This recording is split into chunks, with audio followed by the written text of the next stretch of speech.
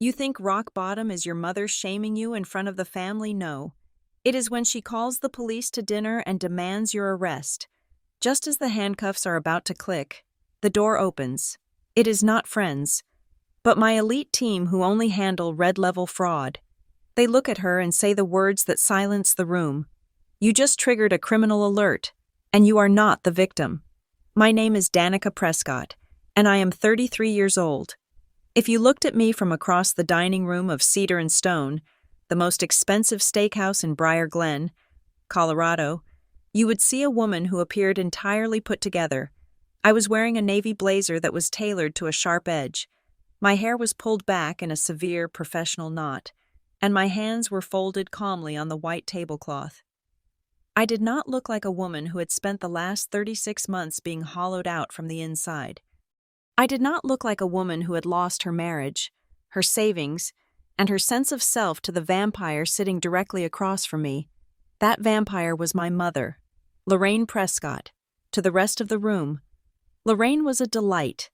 She was holding court at the head of the table, gesturing with a glass of Pinot Noir that cost $22 a glass, a price she had not bothered to check before ordering a second round for the entire table.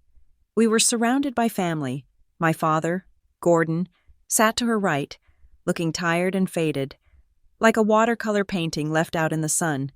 My Aunt Renee and a handful of cousins filled out the rest of the banquet seating. They were laughing. They were eating prime rib and lobster tails.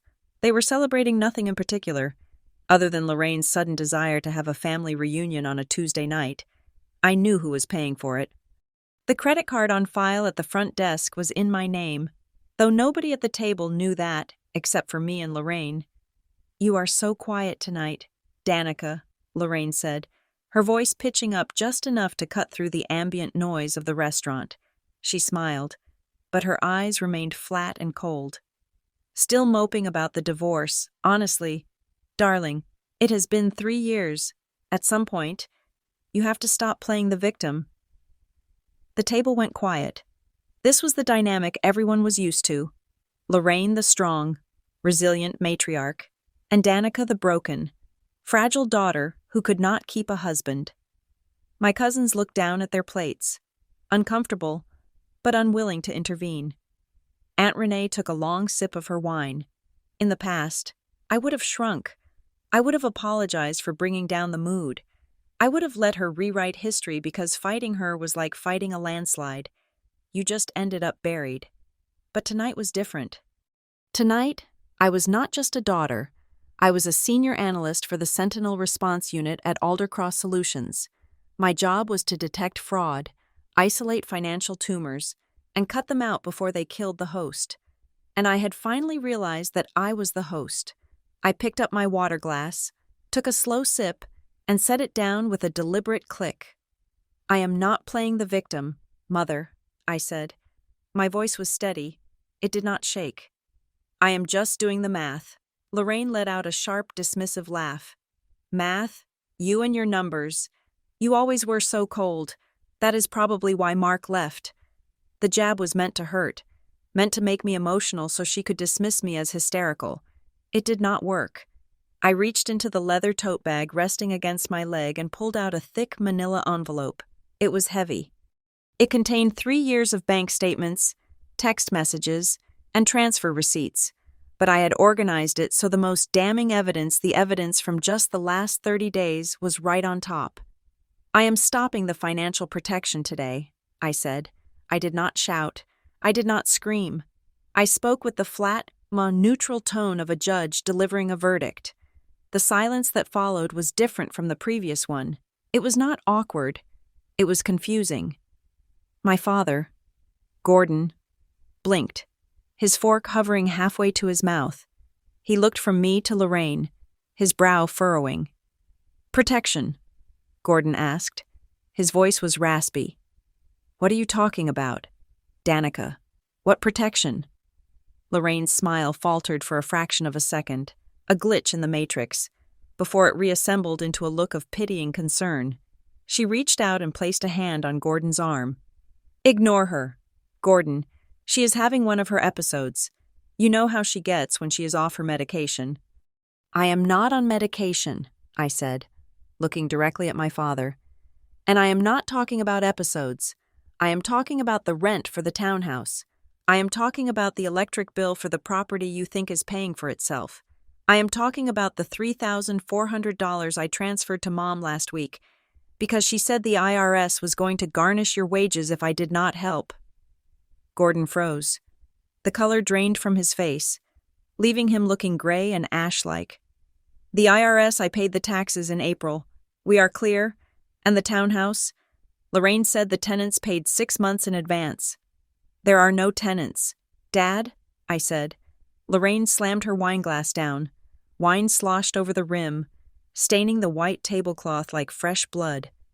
That is enough, she hissed. The charm was gone. The mask had slipped, revealing the cornered animal underneath. You are lying. You are a jealous, bitter little liar. You want to ruin this family because you are miserable. She looked around the table, her eyes wide and pleading, rallying her audience. She has been harassing me for weeks, sending me threats, telling me she is going to destroy my reputation if I do not give her money. She is projecting. Gordon, she is the one in debt. She is the one in trouble. It was a masterclass in gaslighting. Within 10 seconds, she had taken my accusation and inverted it, painting herself as the martyr and me as the predator. I saw Aunt Renee's expression shift from discomfort to suspicion, directed squarely at me. My cousins shifted in their seats, looking at me like I was a stranger. Danica, Aunt Renee said, her voice soft but warning. Maybe we should not do this here. Your mother has been under a lot of stress. I'm sure she has, I said. Spending other people's money is exhausting work. I placed the envelope in the center of the table. I did not shove it. I simply laid it there, like a centerpiece. This is just from October, I said. Page 1 is the transfer for the phantom tax bill. Page 2 is the credit card statement showing that the money did not go to the IRS. It went to the Sapphire Springs Spa, a boutique in Denver, and a down payment on a new lease for a Lexus. Lorraine stood up. Her chair scraped loudly against the floor, a harsh, violent sound that made half the restaurant turn to look at us. She was shaking, not with fear, but with rage. Do not look at that, she commanded Gordon, her voice trembling with manufactured hurt. If you look at that, you are taking her side. You are choosing a liar over your wife of 40 years. Gordon stared at the envelope. His hand twitched toward it, but he did not pick it up. He was paralyzed by decades of conditioning. He was a man who had learned that peace was more important than truth. I am done, Lorraine, I said. I called the bank this morning. I removed my name from the joint account you tricked me into signing 3 years ago. I canceled the supplemental cards, and I'm disputing the charges for this dinner. You are dangerous, Lorraine whispered. It was loud enough for the table to hear, but quiet enough to sound terrified. You are mentally unstable. Danica, I have been trying to protect you, trying to hide your sickness from the family, but I cannot do it anymore. You are threatening me. I am presenting facts, I replied. No, she said, backing away from the table. You are threatening me. I feel unsafe. The atmosphere at the table had curdled completely. My family looked at me with a mixture of fear and disgust. To them, I was the aggressor. I was the cold, unfeeling daughter attacking her mother in a public place. I was the one with the receipts, but she was the one with the tears welling up in her eyes, shimmering under the warm pendant lights of the restaurant. I slipped my hand into my blazer pocket. My fingers brushed against the cool metal of my phone. It was not recorded yet, but it was there. Colorado is a one-party consent state. As long as I was part of the conversation, I could record every word, every lie, every threat. I ran my thumb over the volume button. A grounding technique I had learned in therapy. Breath in, breath out, do not react, respond. Sit down, Mom, I said calmly. Let's look at the papers. I will not, she spat. I will not let you abuse me. She turned and walked away from the table. For a second, I thought she was going to the restroom to compose herself, or maybe to the parking lot to drive away in a dramatic huff, but she did not turn toward the exit, and she did not turn toward the restrooms. She walked straight to the hostess stand near the entrance. I watched her. I watched the way her shoulders hunched, making her look smaller, frailer. I saw her lean over the mahogany podium, speaking urgently to the young woman in the black dress who was managing the seating chart. I saw Lorraine point back toward our table. She pointed directly at me. The hostess looked alarmed. She nodded vigorously and picked up the landline phone on the desk. Lorraine stood there, her hand clutching her chest, playing the role of the terrified victim to perfection. Then, she turned her head, across the crowded dining room, over the heads of diners eating $20 salads and $50 steaks. Our eyes locked. She was not crying.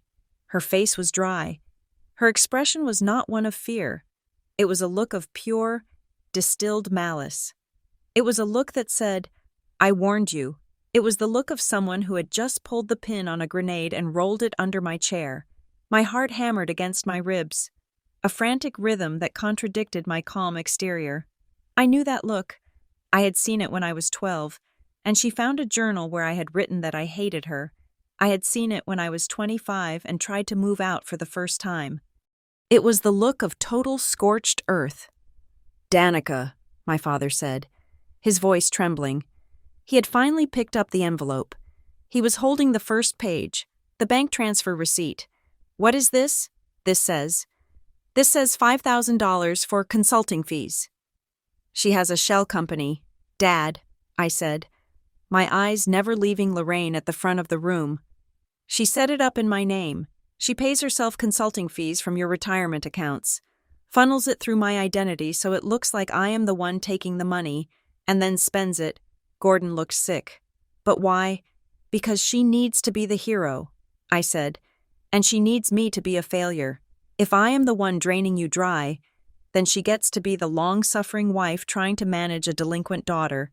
It is the perfect cover." Aunt Renee leaned in, reading over Gordon's shoulder. Her eyes went wide. "Gordon, this account number, that is the trust fund for the grandkids. It is empty." "It cannot be empty," Gordon whispered. "It had $80,000 in it." "It is gone, Dad," I said. "She liquidated it 6 months ago. Look at page 4. At the front of the restaurant, the hostess hung up the phone. She looked at Lorraine and nodded. Lorraine smoothed her skirt, took a deep breath, and began to walk back toward us. But she was not walking like a woman who had just called a taxi. She was walking like a woman waiting for the curtain to rise. I knew what she had done. I worked in risk assessment. I knew the signs of an escalation. She wasn't just disputing a bill. She wasn't just causing a scene. She had done something irreversible. I felt the phone in my pocket again. I needed to be ready. "She is coming back," Aunt Renee whispered. "Danica, put those papers away. Do not make this worse." "I did not make this worse," I said. "I just turned on the lights." Lorraine reached the table. She did not sit down. She stood behind her chair, gripping the back of it with white-knuckled hands. She looked at Gordon, then at Renee, and finally at me. "I have done what I had to do," she announced, her voice trembling with a fake vibrato. "I called for help. I will not let you hurt this family anymore." "Help?" Gordon asked, looking up from the decimated remains of his financial security. "Lorraine, who did you call?" "The police," she said. The word hung in the air, heavier than the scent of roast beef and red wine. "I told them there is a woman here who is threatening me," Lorraine said, staring straight into my eyes. "I told them she is violent. I told them she has a weapon." "I do not have a weapon," I said. "They do not know that," she smiled. It was a small, tight smile. "And by the time they figure it out, you will already be in handcuffs, and everyone in this town, everyone who matters, will know that Danica Prescott finally snapped." I looked at the door. I could hear the faint wail of sirens in the distance, cutting through the clear Colorado night. They were coming fast. "You really hate me that much," I said softly. "I don't hate you," she said, her voice dropping to a whisper that only I could hear. I just need you to be what I need you to be, and if you won't play the part, I'll find a new actor. She wanted to erase me. She wanted to destroy my credibility, my career, and my freedom just to keep her lies intact. She was willing to send her own daughter to jail to hide the fact that she had stolen $80,000 from her grandchildren. But there was one thing Lorraine had forgotten, one variable she hadn't accounted for in her little script. She thought I was just a daughter. She thought I was just an analyst. She didn't know the specific nature of the cases I'd been working on for the last 6 months. She didn't know that the consulting fees she had been funneling through my identity had triggered a flag in a system far more dangerous than the local police department. I left the envelope on the table. I sat back in my chair. I waited. The sirens grew louder. Blue and red lights began to flash against the large front windows of the restaurant, washing over the stunned faces of the diners. "They are here," Lorraine said, triumphant. I looked at her, and for the first time that night, I smiled. It wasn't a nice smile. It was the smile of a chess player who sees mate in 3 moves. "Yes," I said. "They are," but I wasn't looking at the police cruisers pulling up to the curb. I was looking past them, to the black SUV that had just skidded to a halt behind the patrol cars. I saw the emblem on the side door. Lorraine thought she had pressed the button to destroy me. She didn't realize she had just sent a beacon to the only people on Earth who knew exactly what she was. She turned to look at the door as the officers burst in, hands on their holsters, scanning the room for the threat. She raised her hand, pointing a trembling finger at me. "That's her," she screamed. "That's the one." The trap was sprung, but she had no idea whose neck was actually in the noose. To understand how I ended up sitting in a restaurant waiting to be arrested, you have to rewind the clock. You have to go back 36 months to a time when I was not Danica the senior analyst, but Danica the wreck. I had just signed the final divorce papers. My marriage to Mark had dissolved, not with a bang, but with a long, agonizing whimper of incompatibility. I had moved out of our spacious suburban home and into a cramped, garden-level apartment on the edge of Briar Glen. It smelled of stale carpet and damp drywall. I was 30 years old, sleeping on a mattress on the floor, and feeling like I had failed at the only 2 things that mattered to society, being a wife and being stable. That was when the phone rang. It was Lorraine. She was crying. It was not the soft, dignified weeping of a woman in trouble, but the jagged, gasping sobs of a child who had dropped an ice cream cone. "They are raising the rent, Danica," she choked out. "The landlord said if I do not come up with another $400 a month, he is putting me on the street. I have nowhere to go." I sat up on my mattress, my heart hammering. "What about Dad?" I asked. "Does Dad know?" The line went dead silent for a heartbeat. Then, her voice dropped, becoming sharp and terrified. "You cannot tell your father. You know how he is with money. If he finds out I cannot manage the household budget, he will leave me. He will cut me off. He will destroy me. Danica, please, I just need a bridge. Just for a few months until I can shuffle some accounts." I believed her. I believed her because she was my mother, and because I was drowning in my own sense of inadequacy. Helping her made me feel useful again. It made me feel like I wasn't a total failure. If I couldn't save my marriage, at least I could save my mother. "Okay," I said. "I will handle it." That was the first transfer. $400. It seemed like a lot of money at the time, considering I was eating ramen and boxed mac and cheese to save for a sofa. But I sent it. Then came the electric bill, then the internet, then a medical copay she claimed Gordon refused to cover. It started as a trickle and became a river. Every time I tried to say no, she would pull the trigger on the same weapon. "If you tell your father, you are responsible for destroying this marriage." It was a masterclass in compartmentalization. In public, Lorraine Prescott was the picture of suburban success. She wore cashmere sweaters and organized the charity drive at the community center. She posted photos on social media with captions about resilience and the power of independent women. She bragged to her friends about how well she managed the family finances, but in private, she was a vampire. She would call me at 11 at night, whispering so Gordon wouldn't hear. demanding $300 for groceries because she had accidentally overspent on a gift for a cousin. If I hesitated, she would sigh, a heavy, tragic sound. "I guess I will just not eat this week. It is fine. I do not want to be a burden to my successful daughter." The irony was that my success was built on catching people exactly like her. I worked at Aldercross Solutions. Specifically, I was part of the Sentinel Response Unit. We were the people corporate clients called when they suspected internal bleeding.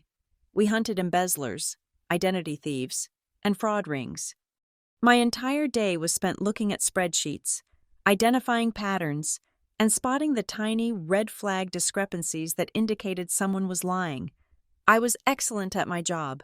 I could spot a shell company in a ledger of 10,000 transactions. I could trace a diverted wire transfer across 3 continents. But when it came to my own mother, I was blind. I was willfully, deliberately blind. Until the letters started coming. It began about 8 months into our arrangement. I received a piece of mail at my apartment addressed to me, but from a credit card company I didn't bank with. I assumed it was a pre-approved offer and almost threw it in the trash. But something about the weight of the envelope felt wrong. I opened it. It wasn't an offer. It was a statement. It was for a platinum rewards card in the name of Danica Prescott. The balance was $4,200. My stomach dropped. I stared at the itemized list of charges. A boutique hotel in Aspen. A high-end salon in downtown Briar Glen. A series of charges at a liquor store that sold expensive vintage wines.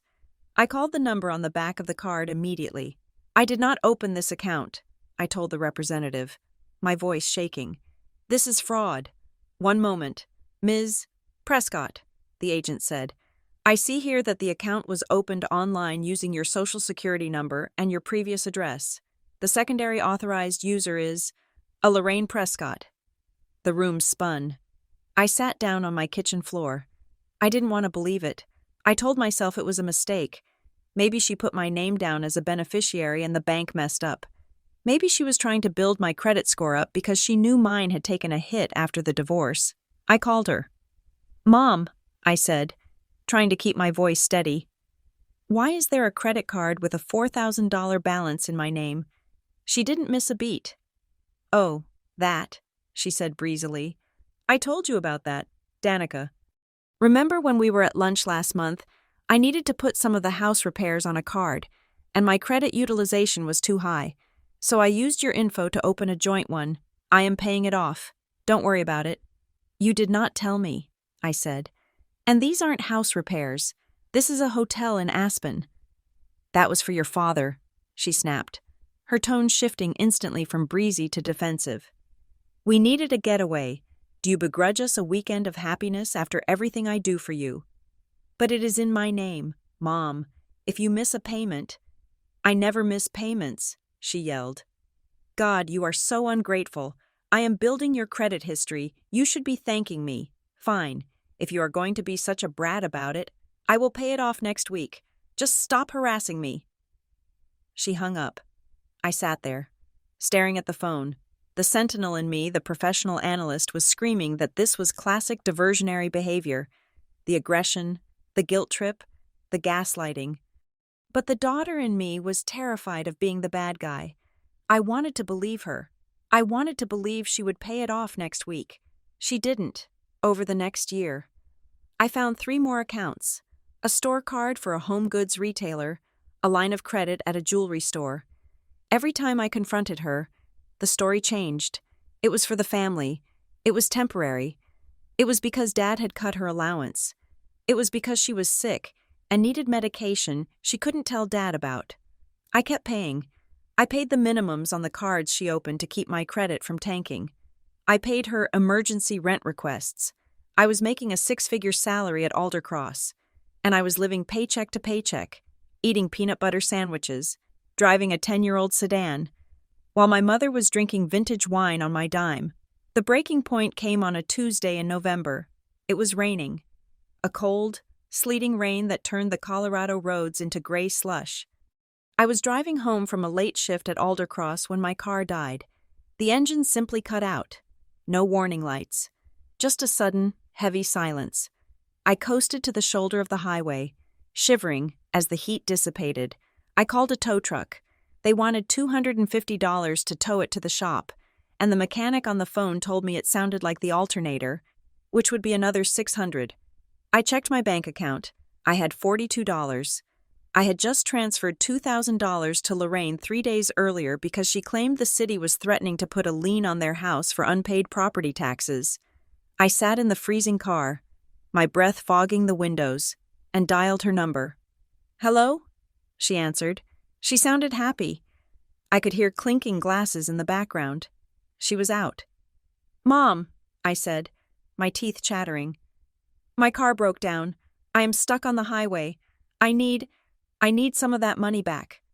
Just enough for the tow truck and the repair. Please." There was a pause.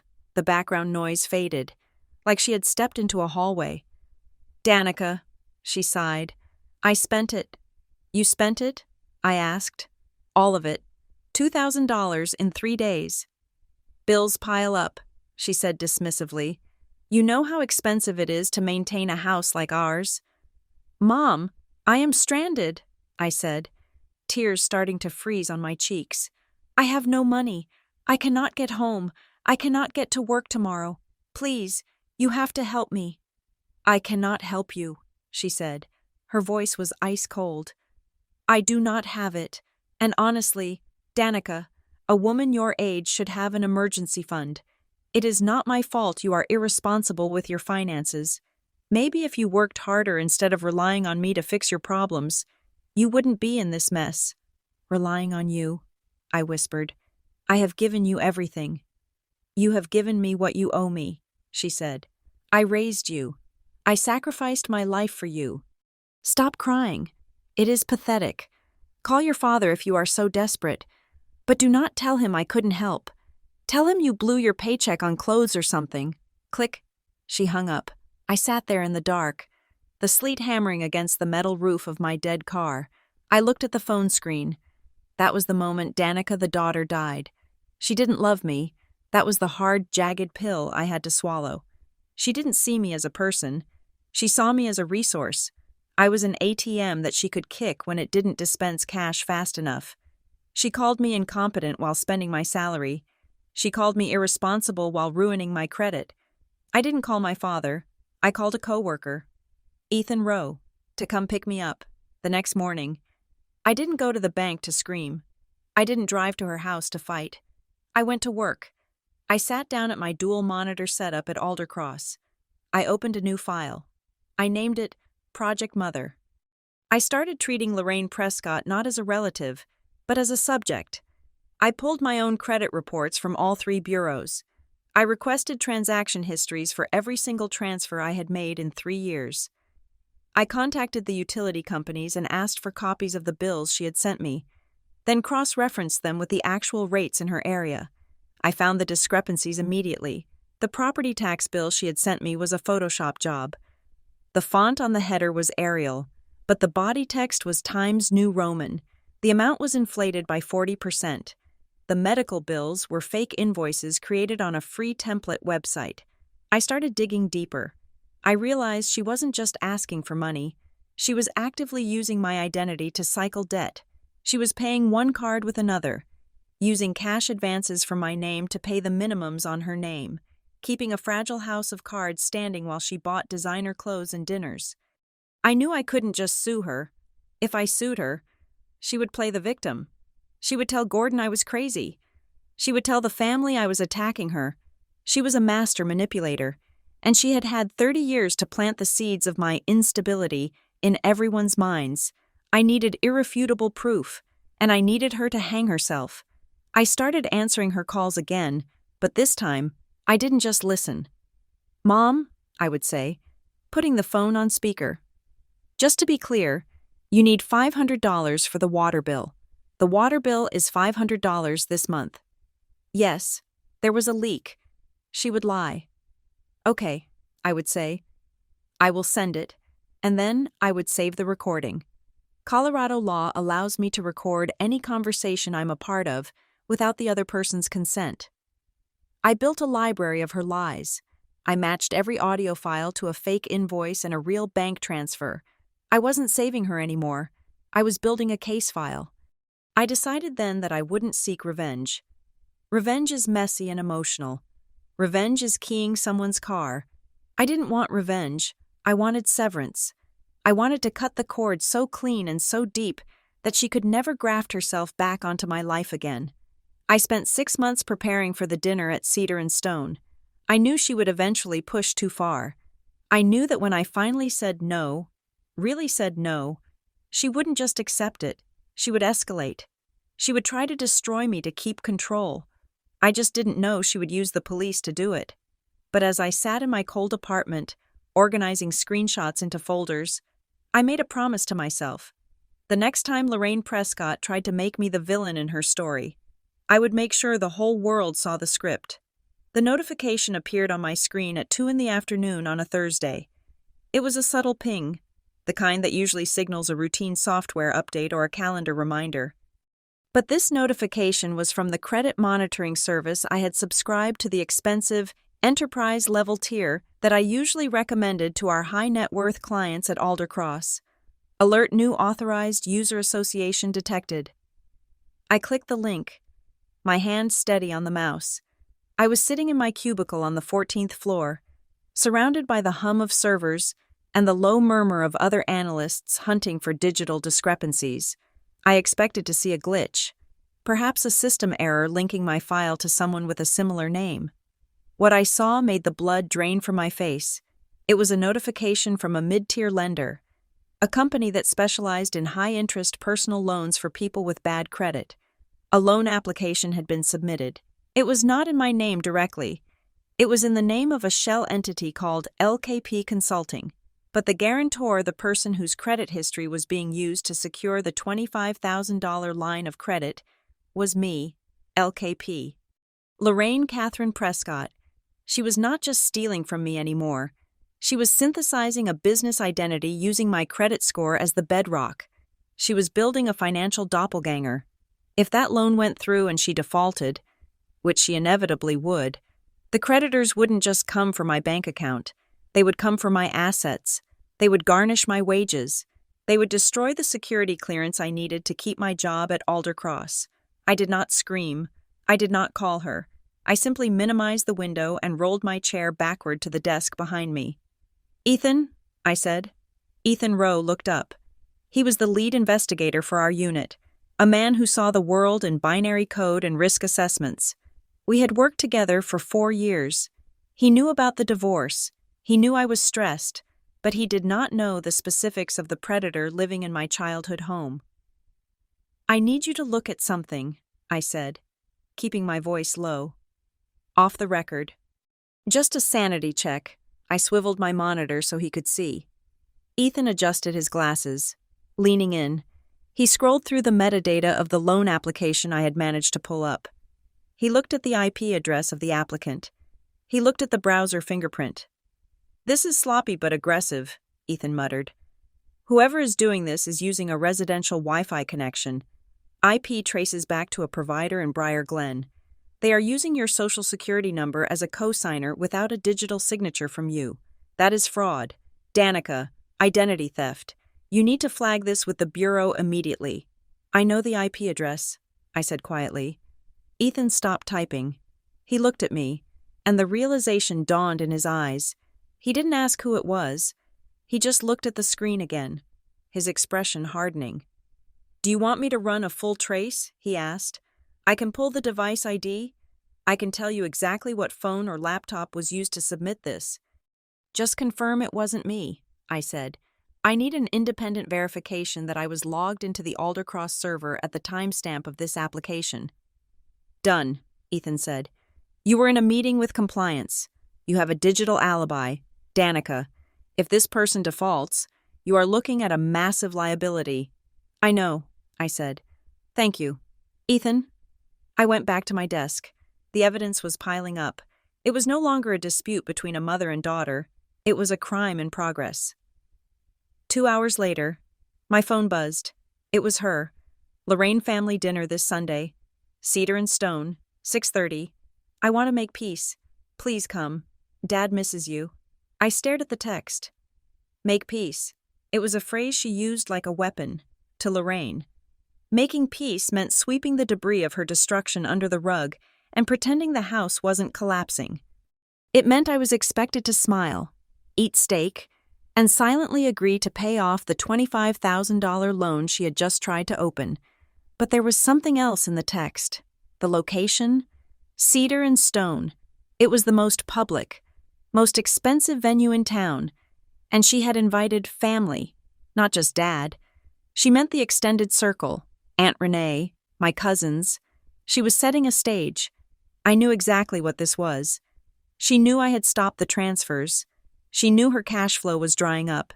She needed a public forum to pressure me. She was going to corner me in front of everyone, present herself as the struggling, aging mother, and paint me as the cold, successful daughter who was abandoning her. She was going to weaponize the social pressure of the family to force me into compliance. Or worse, she was going to accuse me of something to discredit me before I could expose her. I typed back, "I will be there." Then I began to prepare for war. I did not spend the next 2 days crying. I spent them organizing. I went to a print shop across town, not the one near my office, and printed 3 copies of everything: the bank statements showing the transfers to her consulting shell company, the credit card statements with the signatures that clearly didn't match mine, the loan application Ethan had helped me trace. I bought a thick manila envelope. I labeled the tabs with sticky notes: October transfers, fake invoices, identity theft log. I scanned everything into a PDF file. I encrypted it with a password. Then I composed an email. Subject: the truth about the finances. To Gordon Prescott, Renee Caldwell, Evelyn Prescott. I attached the file. I did not hit send. I set the email to be scheduled. If I did not cancel it by 8 o'clock on Sunday night, it would automatically be sent to everyone in the family. It was a dead man's switch. If she managed to silence me, the data would speak for itself. On Saturday morning, I had an appointment with Mara Klein. Mara was a civil litigation attorney I had found through a referral at work. She was sharp, unsentimental, and expensive. I sat in her glass-walled office, laying out the situation. "She is going to try to provoke you," Mara said, looking over the file I had assembled. "She wants a reaction. If you scream, you lose. If you throw a drink, you lose. She is building a narrative that you are unstable. Do not give her the footage for that movie." "I won't," I said. "And there is a possibility," Mara continued, leaning forward, "that she might escalate beyond social pressure. If she feels truly cornered, she might threaten legal action against you. She might claim you owe her money. She might claim elder abuse." "She is 55, I said. "She is hardly an elder. It does not matter. The accusation is the weapon. Listen to me closely. Danica. If the police are involved, and I'm not saying they will be, but narcissists are unpredictable, you say nothing. You tell them you are cooperating. You identify yourself, and then you ask for your lawyer. You do not hand over your phone unless they have a warrant. You do not try to explain your side to the officer. Police officers are not judges. They are there to de-escalate and secure the scene. If you start shouting about bank transfers, you look like a crazy one." "Got it," I said. "And the recording?" Mara added. "You said Colorado is a one-party consent state. That is your ace. Record the entire dinner. Do not turn that phone off until you are in your car driving away." I left her office feeling heavy, but fortified. I had a strategy. My final preparation was the venue itself. On Sunday afternoon, 4 hours before the dinner, I called Cedar and Stone. "Good afternoon," I said to the manager.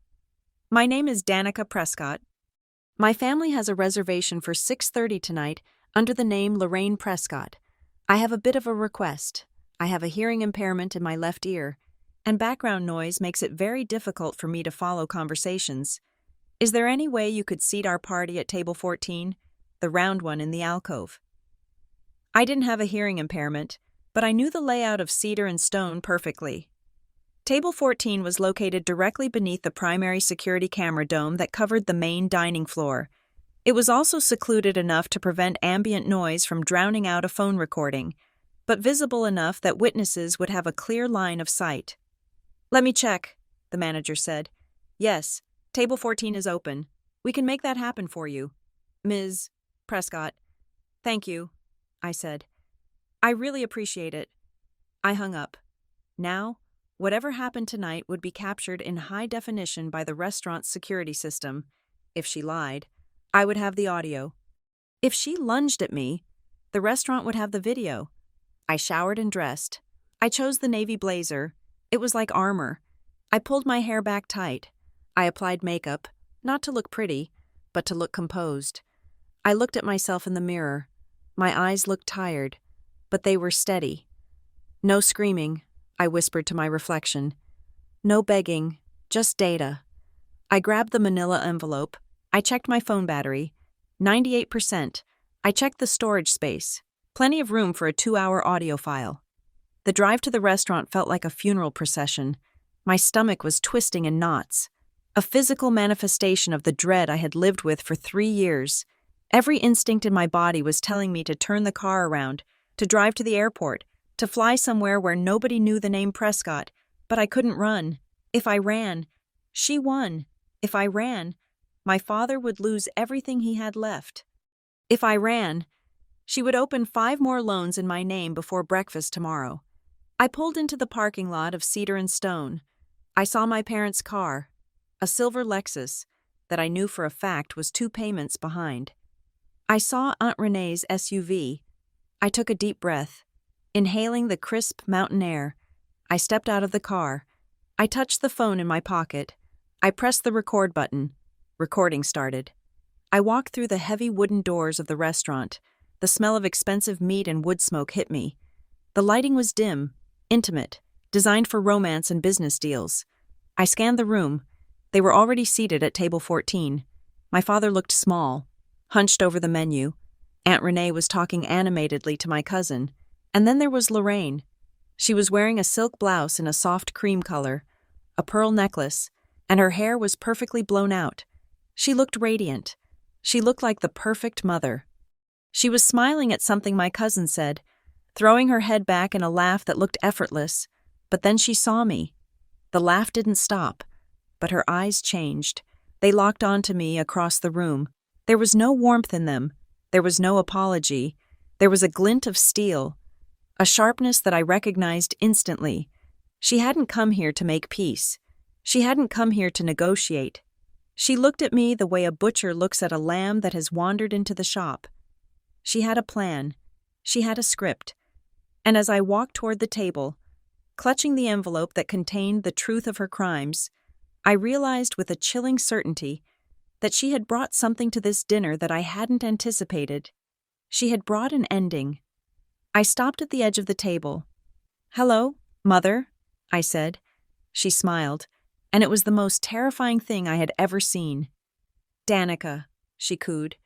"We were just talking about you. Sit down. We have so much to discuss." I pulled out my chair. The trap was set. All I could do now was hope that my teeth were sharper than hers. The moment the heavy manila envelope touched the white tablecloth, the air in the restaurant shifted. I had barely released my grip on the paper when Lorraine slammed her open palm against the table. The sound was like a gunshot, sharp and violent, causing the silverware to jump and rattle against the china. "Do not threaten me," she screamed. It was a performance worthy of an Academy Award. Her voice cracked perfectly on the last word, spiraling into a high pitch of terrified desperation. She scrambled backward in her chair, knocking it against the wall, her hands trembling as she clutched her chest. "I cannot take it anymore. Danica," she wailed, looking frantically around the room at the other diners who had frozen mid-bite. "I will not give you any more money. Please, just leave me alone." I sat completely still. My hands were folded on the table. My heart was hammering against my ribs like a trapped bird, but I forced my face to remain a mask of stone. I knew exactly what she was doing. She was rewriting the timeline in real time, by screaming first, by claiming victimhood before I could even open the envelope. She was priming the witnesses. Lorraine, my father, Gordon, stammered, looking between us with wide, watery eyes. "What is happening? Who is threatening you?" She is. Lorraine pointed a shaking finger at me. She told me if I did not sign over the house, she would ruin me. She said she has people watching me. Before I could open my mouth to refute the insanity of her statement, the heavy oak doors of cedar and stone swung open. A draft of cold night air swept into the warm dining room, followed immediately by two uniformed police officers. They did not look like they were there for a noise complaint. They walked with the heavy, purposeful stride of men responding to an active situation. One was older, with a graying crew cut and a name tag that read, Officer Miller. The other was younger, scanning the room with his hand resting near his holster. The hostess, the one Lorraine had spoken to earlier, pointed immediately at our table. Officer Miller approached us. The silence in the restaurant was absolute. The only sound was the soft jazz playing over the speakers, which now felt surreal and mocking. Ma'am, Miller addressed Lorraine, are you the one who is called 911? Lorraine let out a sob that sounded like it had been torn from her throat. She stood up, rushing toward the officer as if he were a life raft in a shark tank. Yes, she gasped. Yes. Oh, thank God you are here. I am Lorraine Prescott. That is my daughter. She is having an episode. Miller looked at me. His expression was not friendly. It was the flat, assessing gaze of a law enforcement officer who sees a potential threat. Ma'am, keep your hands where I can see them. I kept my hands on the table, palms flat. My hands are visible. Officer, I am unarmed. I am sitting down. She has been harassing me for weeks, Lorraine cried, clinging to the officer's arm just lightly enough to not be interfered with, but firmly enough to establish intimacy. She demands money. She follows me. Tonight, she cornered us here. She said she would not let us leave until I paid her $5,000. That is a lie, I said. My voice was calm, but it sounded thin in the cavernous room. I am here for a family dinner. I have evidence of financial fraud committed by my mother, and she is using you to silence me. See? Lorraine shrieked. See how cold she is. That is how she gets it. It is the dissociation. She is dangerous when she is like this. She reached into her purse a designer bag bought with money she had stolen from my identity and pulled out a sheaf of crumpled papers. Look at these. She shoved the papers at the younger officer. I could see them from where I sat. They were screenshots of text messages, printed on standard printer paper, but even from a distance, I could see the formatting was wrong. The speech bubbles were too large. The timestamps were inconsistent. She sent me these last night, Lorraine sobbed. I will burn your house down if you do not pay me. That is what she wrote, and then she sent me a picture of a gun. My father gasped. He reached out and took one of the papers from the officer's hand. He stared at it, his face crumbling. Danica, Gordon whispered. Did you write this? No, Dad, I said, looking him in the eye. Look at the font. Dad, look at the date. That is a fabrication. I have never owned a gun. I have never threatened her. She is sick. Gordon, Lorraine pleaded, grabbing his shoulder. I did not want to tell you because I wanted to protect her. I thought if I just gave her the money she wanted, she would go back to therapy, but she is spiraling. She is recording us right now. She records everything to twist our words. Officer Miller stepped closer to the table. He loomed over me, blocking the light. Ma'am, do you have a recording device on you? I remembered Mara Klein's advice. Do not lie, but do not surrender your rights. I have my cell phone in my pocket, I said clearly. I am recording this interaction for my own safety and legal protection. Colorado is a one-party consent state. I am not breaking any laws. Turn it off, Miller said. It wasn't a request. With all due respect, officer, I said, keeping my voice steady despite the tremors starting in my legs. I have a right to document this encounter. I am not interfering with your duties. I am simply documenting. Miller's jaw tightened. He did not like that answer. Police officers rarely like civilians who know the statutes. Stand up, he ordered. Am I being detained? I asked. I said stand up, he repeated. louder this time. "We need to separate the parties. You are causing a disturbance." "I am sitting quietly," I countered. "The only person shouting is the woman standing next to you." "She is the victim," Lorraine shouted. "I am the victim. Why are you listening to her? She is the one abusing me." My Aunt Renee, who had been silent until now, spoke up. Her voice was small, terrified. "Officer, She has been under a lot of stress since the divorce. She lost her house. She has been very angry." I looked at Renee. The betrayal felt like a physical blow to the stomach. Lorraine had gotten to her too. She had spun a narrative of the poor, unstable Danica so effectively that even my own aunt saw my calmness as a symptom of madness rather than innocence. "I have a folder right here," I said, tapping the manila envelope under my hand. "It contains bank statements. It contains proof that Lorraine Prescott has opened fraudulent credit lines in my name. She called you because I was about to show this to my father." "It is a manifesto," Lorraine cried. "It is just pages of ramblings. She writes these things when she is off her medication." Officer Miller didn't look at the envelope. He didn't care about bank statements. He cared about the woman crying and the daughter who was refusing to submit to his authority. He cared about the gun mentioned in the fake text messages. "Ma'am," Miller said, his hand resting definitively on his belt, "I am not going to ask you again. Stand up and step away from the table. We need to search you for weapons." "I do not consent to a search," I said. "I have no weapons." "We have a credible report of a threat involving a firearm," the younger officer said. "We have probable cause. Stand up." My father looked at me. He was weeping now, silent tears tracking down his gray face. "Just do what they say. Danny, please, don't make it worse. We can get you help. We can find a hospital." "I do not need a hospital, Dad," I said, my voice cracking for the first time. "I need you to look at the bank statements." "Stop it," Lorraine screamed. "Stop trying to manipulate him, officer. Take her away. She's going to hurt someone." Officer Miller reached out and grabbed my upper arm.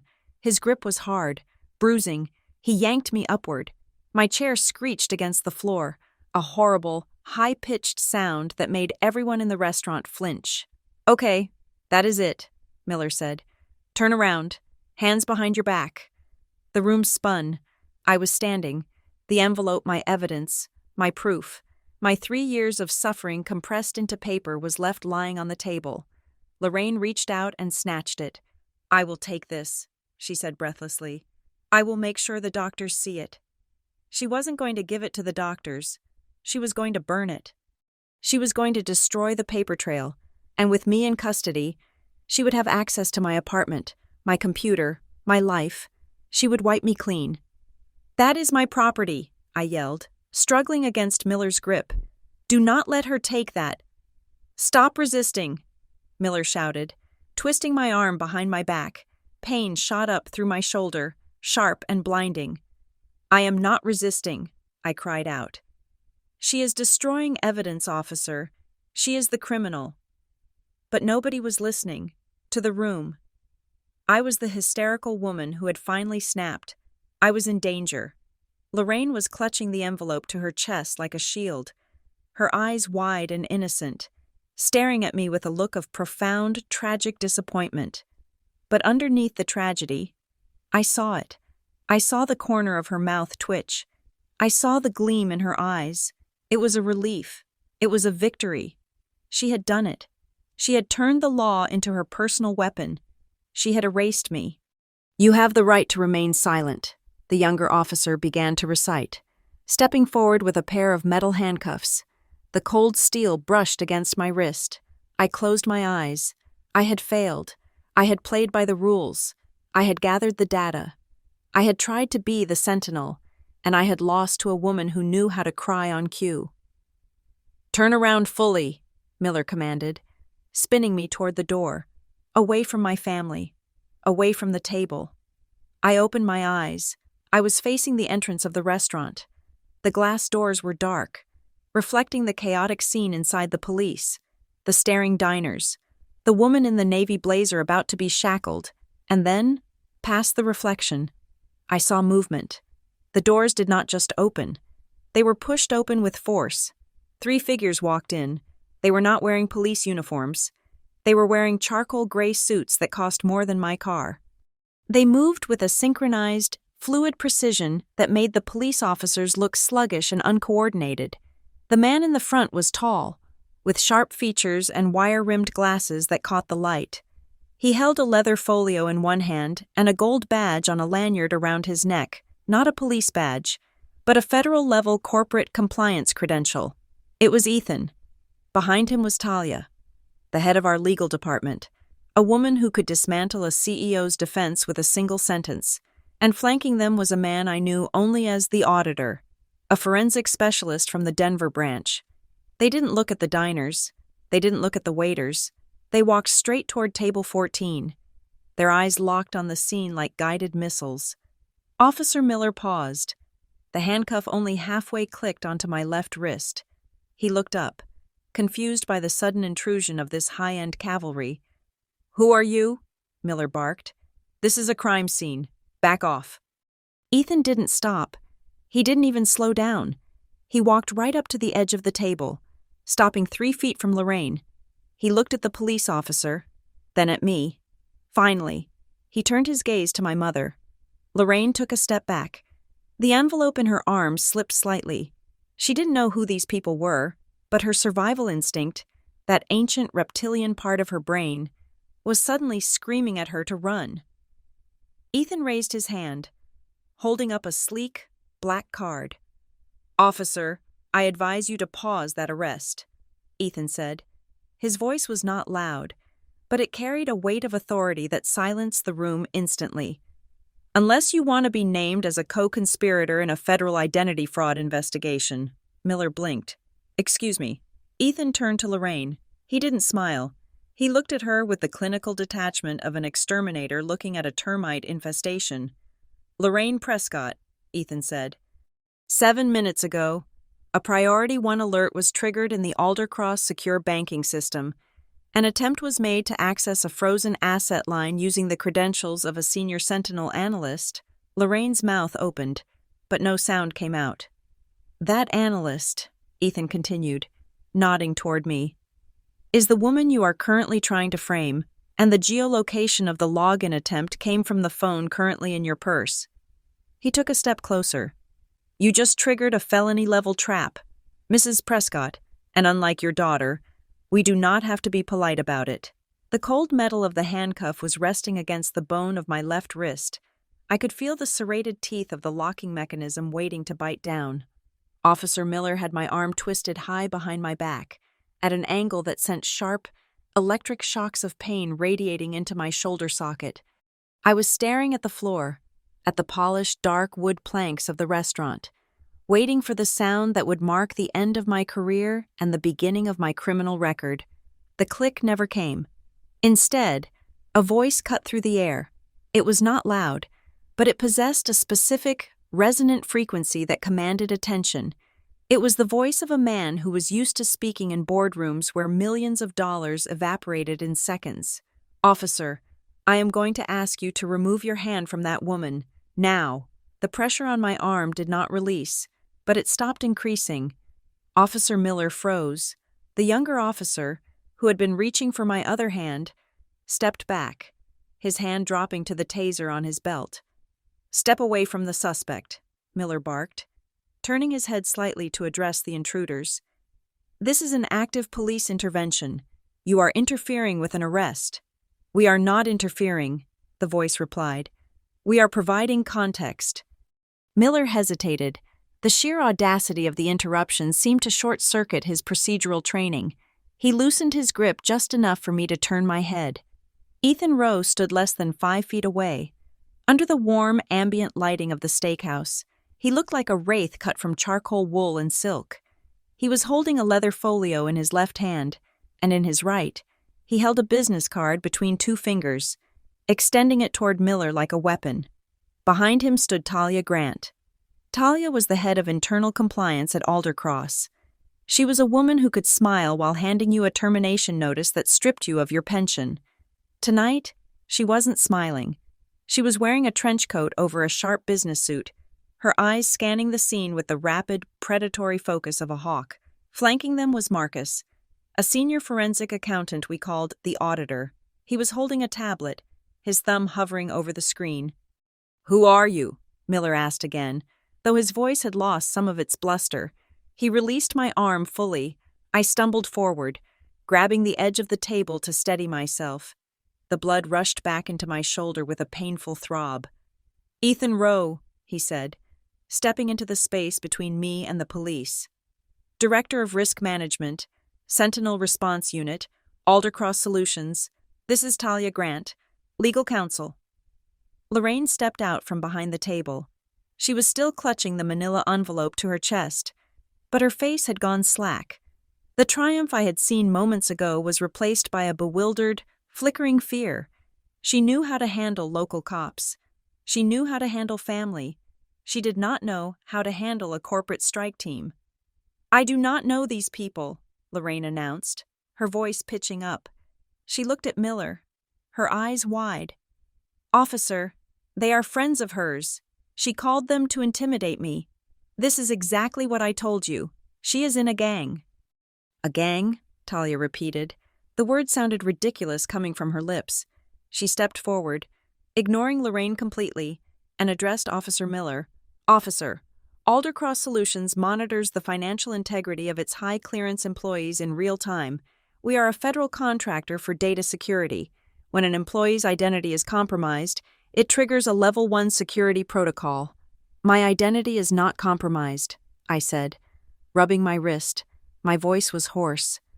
"It is being stolen." "Quiet, Ms. Prescott," Talia said gently, but firm. "Let us handle the jurisdiction." Miller looked at the card Ethan had handed him. He looked at the badge hanging around Ethan's neck. "What does that have to do with a domestic disturbance call?" "Everything," Ethan said. He turned his head slowly to look at Lorraine. 7 minutes ago, at 6:38 p.m., a digital handshake was attempted between a device in this room and a secured lending server in Delaware. An application was submitted for a $25,000 line of credit using Danica Prescott's Social Security number. The room went dead silent. My father, Gordon, looked up from his hands. He looked at Ethan, then at Lorraine. 25,000, Gordon whispered. The system flagged it immediately. Ethan continued, his eyes never leaving Lorraine. Because the applicant used a mirrored profile, but they made a mistake. They used a device that was already logged on a local Wi-Fi network that we could triangulate. The signal originated from within 10 feet of Table 14.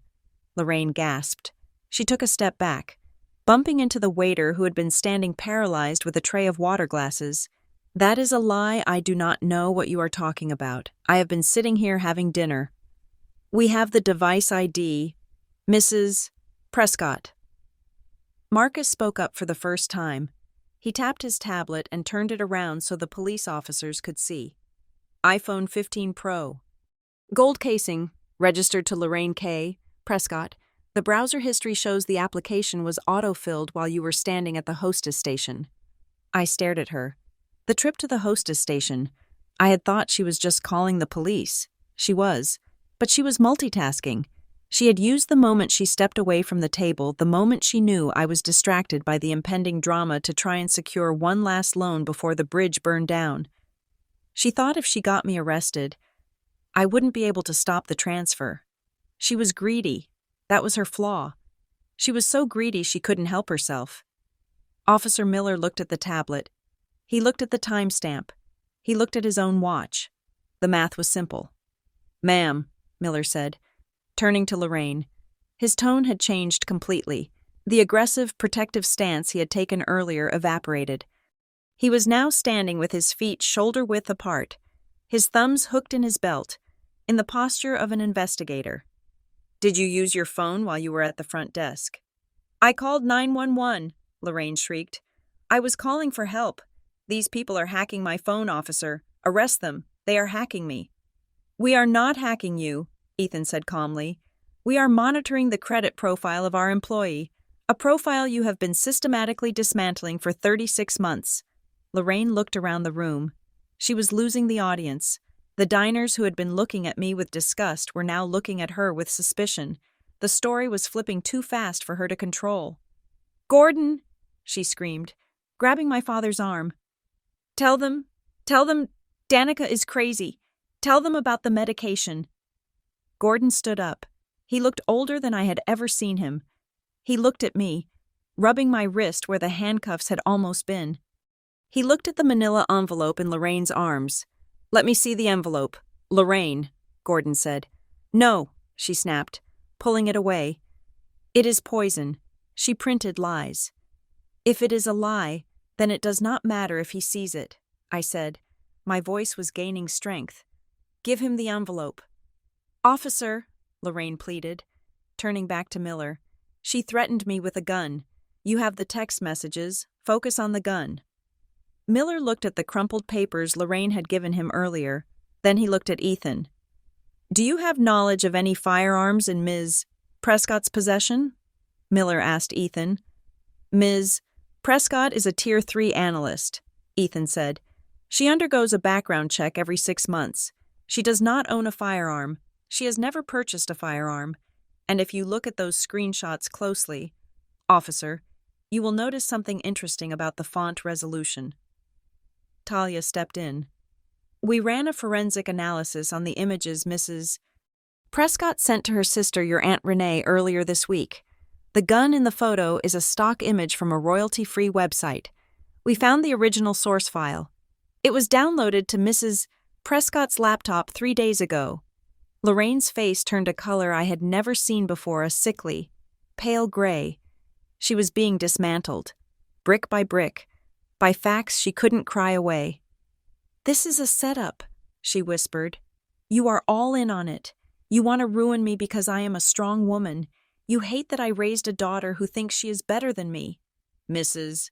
Prescott," Miller said, his voice hard. "I need to see your phone." "No," Lorraine said. She clutched her purse tight. "You do not have a warrant." "I have probable cause," Miller said. "You reported a crime involving electronic threats. That gives me cause to inspect the device you claim received those threats. And now I have a credible witness stating that the same device was used to commit financial fraud in my presence." "I am the victim," Lorraine screamed. It was a raw, ugly sound. "She came here to attack me. Why aren't you arresting her?" "Because the story is not adding up anymore, ma'am," the younger officer said. He had moved away from me and was now standing closer to Miller, presenting a united front. I took a breath. I looked at Ethan.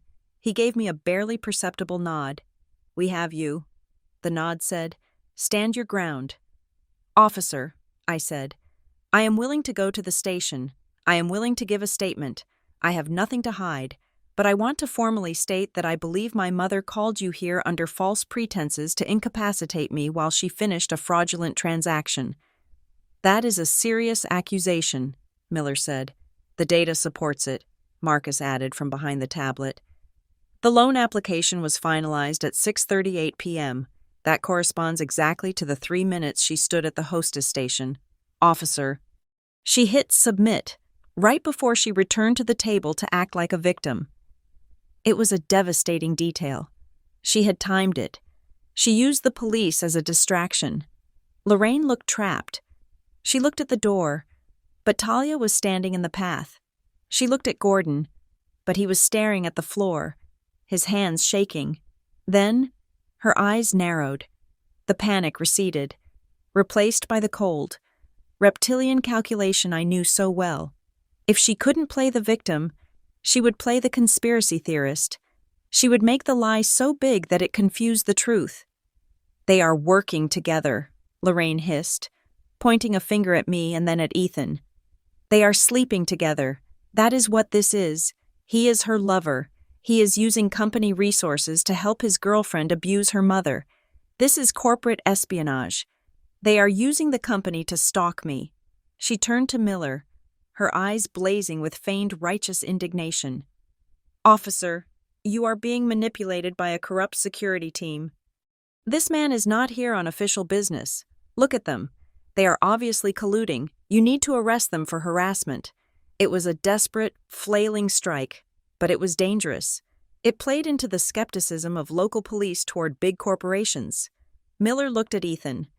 "Is this an officially sanctioned operation, sir? Or are you doing a favor for a friend?" Ethan didn't blink. "This is sanctioned operation case number 4992. I am logging this interaction on my body recorder as we speak." He tapped a small pen in his pocket. "And for the record, officer, Sentinel Response Unit does not do favors. We protect assets. And right now, the asset is being framed." "Then you won't mind if we take everything into evidence," Miller said. "Phones, laptops, all of it. If there is fraud, we will find it. If there is a false report, we will find that too." Miller turned to Lorraine. "Ma'am, hand over your phone. Now, or I will arrest you for obstruction of justice." Lorraine froze. Handing over the phone was the end. The phone had the browser history. The phone had a fake text generator app. The phone had text messages to her friends bragging about how she was going to fix me tonight. She looked at me. For a second, I thought she might lunge at me. "You did this," she spat. "You ungrateful little witch. You planned this." "I planned to eat dinner," I said. "You planned the rest." "Hand it over," Miller barked. Stepping forward, Lorraine reached into her purse. Her hand was shaking violently. She pulled out the gold iPhone, but she didn't hand it to him. She held it tight, her thumb hovering over the screen. "I will delete it," she whispered. "I will delete everything." "If you touch that screen," Talia said, her voice cutting like a razor, "you are committing a federal offense. Spoliation of evidence in an active fraud investigation carries a mandatory minimum sentence." Lorraine hesitated. The room held its breath. The choice was hers. Give up the phone and face the fraud charges, or try to wipe it and face federal prison. She looked at Gordon. "Gordon, help me. They are ganging up on me." Gordon looked up. His eyes were red. He looked at the envelope still clutched in her other arm. "Give him the phone, Lorraine," my father said. Lorraine flinched as if he had slapped her. "What?" "Give him the phone," Gordon repeated. His voice was stronger now. "And give me the envelope." "You are taking her side," she gasped. "After all I have done for you." "I do not know what you have done for me," Gordon said. "Because apparently, you have been lying to me for 3 years. Lorraine stared at him. The betrayal on her face was almost convincing, but the walls were closing in. The police were waiting. The Sentinel team was watching. Her husband had defected. She let out a scream of frustration, a primal, childish sound, and shoved the phone into Officer Miller's chest. "Fine," she yelled. "Take it. Look at it. You will see. You will see that I am the one trying to hold this family together." Miller bagged the phone immediately. "Thank you. Now, we are going to need everyone to come down to the station. We need to sort out who is charging who." "I am charging her," Lorraine said, pointing at me, though her hand was trembling. "I am not dropping the charges. She threatened me. And we are filing a counter-report for filing a false police report," Talia said calmly, "and providing the evidence for identity theft." "Good," Miller said. "Let's go." Ethan stepped back to let me pass. He didn't touch me, but he stood close enough that I felt the shield of his presence. "Are you okay?" he asked quietly as we walked toward the door. "No," I whispered. My shoulder was throbbing, and my heart felt like it had been run through a shredder. "But I am still standing." "That is all that matters," Ethan said. I walked out of Cedar and Stone, not in handcuffs, but flanked by my team. The cool night air hit my face. I saw the flashing lights of the police cars. I saw Lorraine being escorted by the younger officer, still arguing, still playing the victim to an audience that was rapidly shrinking. But as I stepped onto the pavement, I knew this wasn't the end. Lorraine Prescott does not go down without burning the village. She had given up the phone, but she hadn't given up the war. She had one more move. She always had one more move. And I had a feeling that whatever she said in that interrogation room was going to be the most dangerous lie yet. Officer Miller did not take us to the station immediately. The intervention of a federal-level corporate security team had complicated his simple domestic disturbance call. Instead of stuffing me into the back of a cruiser, he ordered everyone to remain in the wide, tiled foyer of cedar and stone. It was a humiliating purgatory, standing between the host stand and the coat check, while diners gawked at us. But it gave me the one thing I needed most, a platform. "We are going to sort this out right now," Miller said, his voice echoing slightly in the entryway. He looked at Lorraine, then at me. "One of you is lying, and since I have federal contractors telling me there is a felony in progress, I am not moving anyone until I see proof." "I told you," Lorraine said, her voice trembling but defiant. She was clutching her purse with both hands now, having surrendered her phone but not her dignity. "She harasses me. She threatens me." "May I asked, looking at Miller. He nodded. "Make it quick." I opened the manila envelope that Gordon had managed to retrieve from Lorraine's grip during the scuffle. I pulled out a spreadsheet, color-coded and itemized. "My mother claims I demand money," I said, keeping my voice flat, projecting it just enough for Gordon to hear. "This is a record of my bank transfers to her for the last 36 months. Rent, electricity, internet, even her car insurance." I handed the paper to Miller. He scanned it, his eyebrows knitting together. "Look at the dates, officer," I said. "Every transfer corresponds to a text message from her asking for help. 'Please, Danica, they will cut off the lights.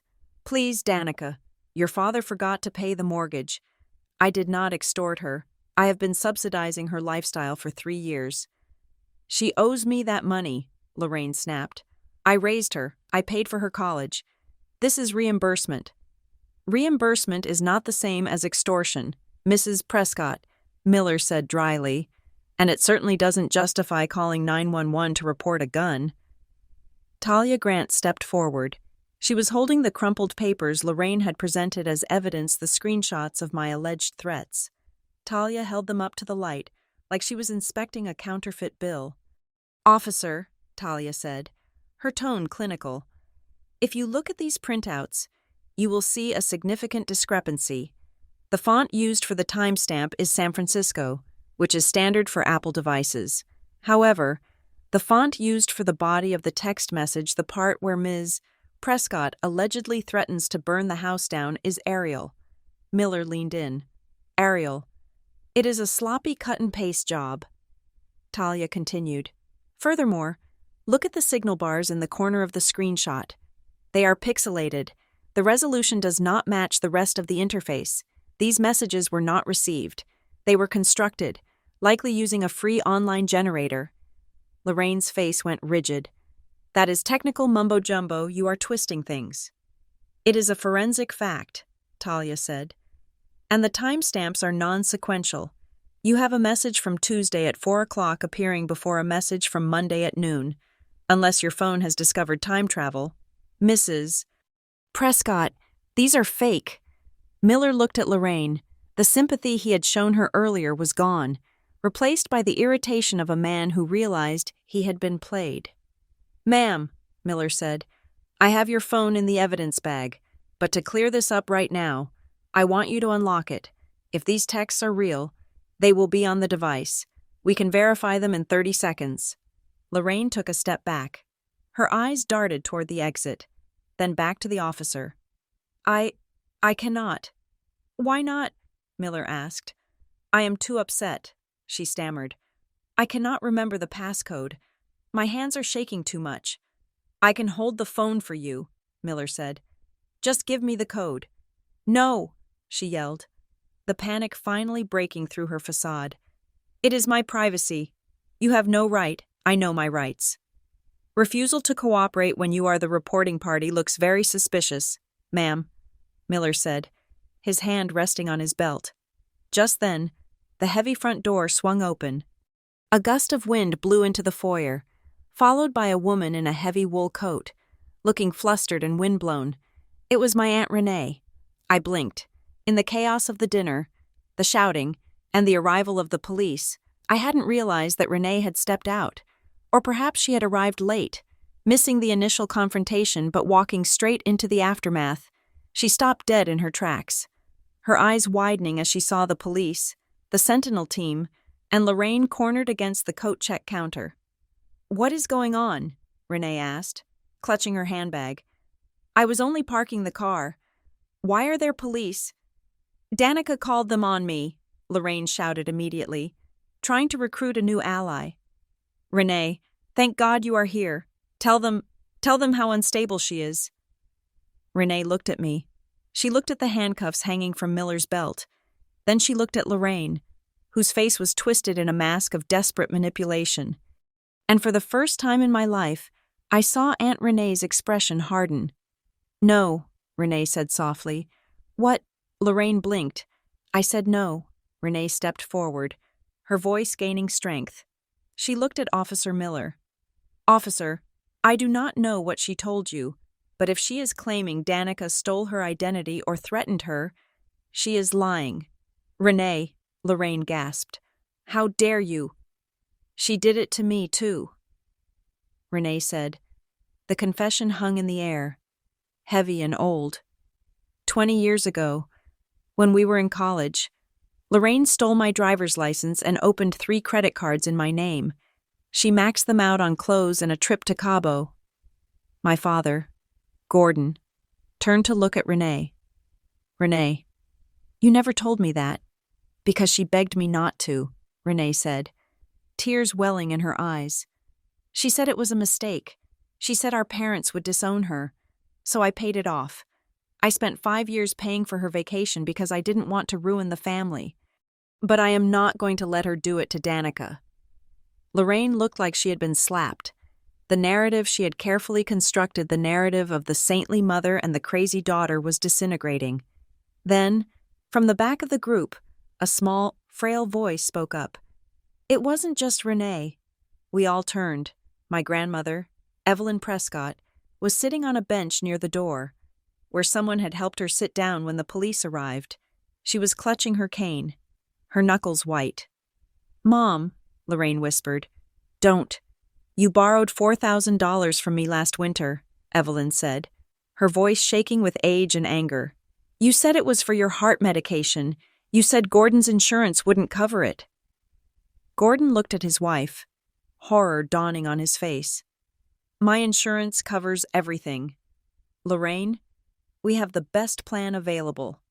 "I gave her the money," Evelyn continued, looking straight at her daughter. "And 2 weeks later, she bought that new Italian leather sofa for the living room, the one she told everyone was a gift from a client." The silence in the foyer was absolute. It was the sound of a lifetime of lies collapsing all at once. The strong, independent Lorraine Prescott was being revealed as a serial predator who fed on the people who loved her. Gordon stepped toward her. He didn't look angry. He looked destroyed. He looked like a man waking up in a house that had burned down around him while he slept. "Why?" Gordon asked. His voice was barely a whisper. "We have enough. I give you everything. Why did you have to steal from them? Why did you have to steal from our daughter?" Lorraine looked at him. She was cornered. The police, the corporate agents, her sister, her mother, her husband. There was nowhere left to hide. So she did what she always did. She attacked. "Because you are cheap," she screamed, spit flying from her mouth. "You count every penny. Gordon. We have enough, you say, but we never have the best. I wanted a life, I wanted things, and I deserve them." She spun around to face me. "And you with your big corporate job and your sad, lonely life, you think you are better than me. You are nothing without me. You should be grateful I let you help me. You hate your life, Danica. You are miserable. I was giving you a purpose." "My purpose is not to fund your fraud," I said quietly. "We are all just victims of your greed." "Lorraine," Renee said. "Shut up," Lorraine shrieked. "You are all jealous. You are ganging up on me because I am the only one with any ambition in this family. It was ugly. It was raw. It was the truth finally bleeding out into the open." Officer Miller looked at her with open disgust. He reached for the evidence bag containing her phone. "Okay," Miller said. "That is enough. Mrs. Prescott, based on the witness statements and the forensic evidence presented." Suddenly, a sharp, Electronic chirp cut through the shouting. It came from Ethan's pocket. Ethan pulled out his phone. He looked at the screen, and his eyes went wide. He looked up at me, then at the table we had abandoned in the dining room, visible through the glass partition. "Hold on," Ethan said, his voice sharp. "We have a problem." "What is it?" Talia asked. "I just got a ping from the Sentinel system," Ethan said, turning the screen so I could see it. "A request for a credit limit increase on the Danica Prescott account. It was submitted 3 seconds ago." I froze. "That is impossible. She is standing right here. Her phone is in the evidence bag." Ethan looked at Lorraine. She wasn't screaming anymore. She was smiling. It was a small, tight, malicious smile. "The geolocation," Ethan said, tapping the screen. "It is not coming from the evidence bag. It is coming from inside the restaurant. Specifically, from the vicinity of table 14. I looked at the table. It was empty. The plates of half-eaten food were still there. My napkin was on the floor. "She has a second device," I whispered. "No," Ethan said, his eyes scanning the room, landing on something or someone I hadn't noticed. "She doesn't have a second device. She has an accomplice." We all turned to look back at the dining room. A figure was ducking down near our table, trying to retrieve something from under a napkin. "Hey!" Officer Miller shouted, reaching for his radio. "Stop right there," Lorraine laughed. It was a brittle, broken sound. "You think I am stupid? You think I would put all my eggs in one basket? I knew you would try to corner me. Danica, I knew it." The figure stood up. He was holding a tablet. He looked terrified. I felt the blood drain from my face. I knew that jacket. I knew that slump of the shoulders. It wasn't a stranger. It wasn't a hired hacker. It was my cousin, Renee's son, the one who had been sitting quietly at the far end of the table all night, texting under the table. Lorraine hadn't just stolen from me. She had recruited the next generation. She had turned my own family against me, not just emotionally, but criminally. "Grant," Renee whispered, her hands flying to her mouth. "Grant, what are you doing?" The boy froze, the tablet in his hands glowing with the confirmation screen of a $20,000 limit increase. "She told me she would give me $500, Grant stammered, looking at his mother, then at Lorraine. "She said it was just a game. She said she lost her password." Lorraine's smile vanished as the police officer moved toward the boy. She realized, too late, that she hadn't just secured a loan, she had just implicated a minor in a federal crime. "No," Lorraine whispered. "Wait, that wasn't supposed to happen." "You just involved a child," I said, my voice shaking with rage. "You monster!" Officer Miller moved with a speed that belied his size. He stepped between my cousin Grant and the rest of the family, his hand raised in a universal gesture of command. The atmosphere in the restaurant foyer had shifted from a domestic dispute to an active crime scene, and the tension was thick enough to choke on. "Everybody stop," Miller barked. His voice echoed off the high ceilings. "I want every cell phone, every tablet, and every electronic device placed on that table right now. No exceptions. We are locking this down until we figure out who is pressing buttons and who is holding the bag." He pointed to a small, decorative console table near the coat check. It was meant for flower arrangements, but now it was about to become an evidence locker. "Grant, put the tablet down." Miller ordered the boy. "Hands where I can see them." Grant, pale and shaking, placed the device on the wood surface as if it were burning hot. He looked at his mother, Renee, with eyes full of tears. Renee looked like she was going to be sick. "Now everyone else," Miller said, turning his gaze to the rest of us. "Phones, now." My father, Gordon, silently pulled his old smartphone from his pocket and laid it down. Renee added hers. I reached into my pocket, retrieved my device still recording, and placed it gently next to my father's. "Mrs. Prescott," Miller said, turning to Lorraine. "You too. I know you gave me one phone. If you have any others, or if you have any other devices on your person, surrender them now. If we find them during a search later, It will go very badly for you. Lorraine took a step back, her back pressing against the wall of coats. Her eyes darted around the room, frantic and wild. She clutched her purse to her chest with a desperate, white-knuckled grip. "No," she breathed. "No, you have no right. This is my property. You cannot just confiscate everything because of her lies." "It is not a request, ma'am," Miller said, stepping closer. "We have probable cause to believe electronic fraud is being committed in real time. Put the bag on the table." "Do not touch my things," Lorraine screamed. It was a visceral, animalistic shriek that made the hostess flinch behind her podium. "Nobody touches my things. It is private. I have sensitive information." "What sensitive information?" "Lorraine," Gordon asked, his voice low and heavy with exhaustion. "What could possibly be in there that is worse than what we have already seen?" "You do not understand," she yelled at him, her face twisting. "I am protecting the family. If they look in there, they will twist everything." I watched her clutching that bag. It was a designer tote, black leather with gold hardware. And suddenly, a memory from 20 minutes ago flashed through my mind with crystal clarity. When Lorraine had left the table to go to the hostess stand the moment she had supposedly gone to call the police, she had stopped by my chair. She had leaned over, her perfume cloying and sweet, and she had moved my bag from the back of my chair to the floor. "Let me just get this out of the way." "Darling," she had said, "we don't want the waiters tripping." I had thought nothing of it. It was a motherly gesture, a fuss over details. But now, watching her guard her own purse like a dragon guarding gold, the pieces clicked into place with a sickening precision. "You took something," I said. The room went quiet. Lorraine stopped screaming and looked at me. Her eyes were wide, the pupils pinpricks. "I did not," she spat. "When you moved my bag," I said, my voice rising slightly, gaining strength. "When you went to call the police, you moved my bag to the floor. You didn't just move it. You reached inside." "You are crazy," Lorraine laughed, but it was a breathless, terrified sound.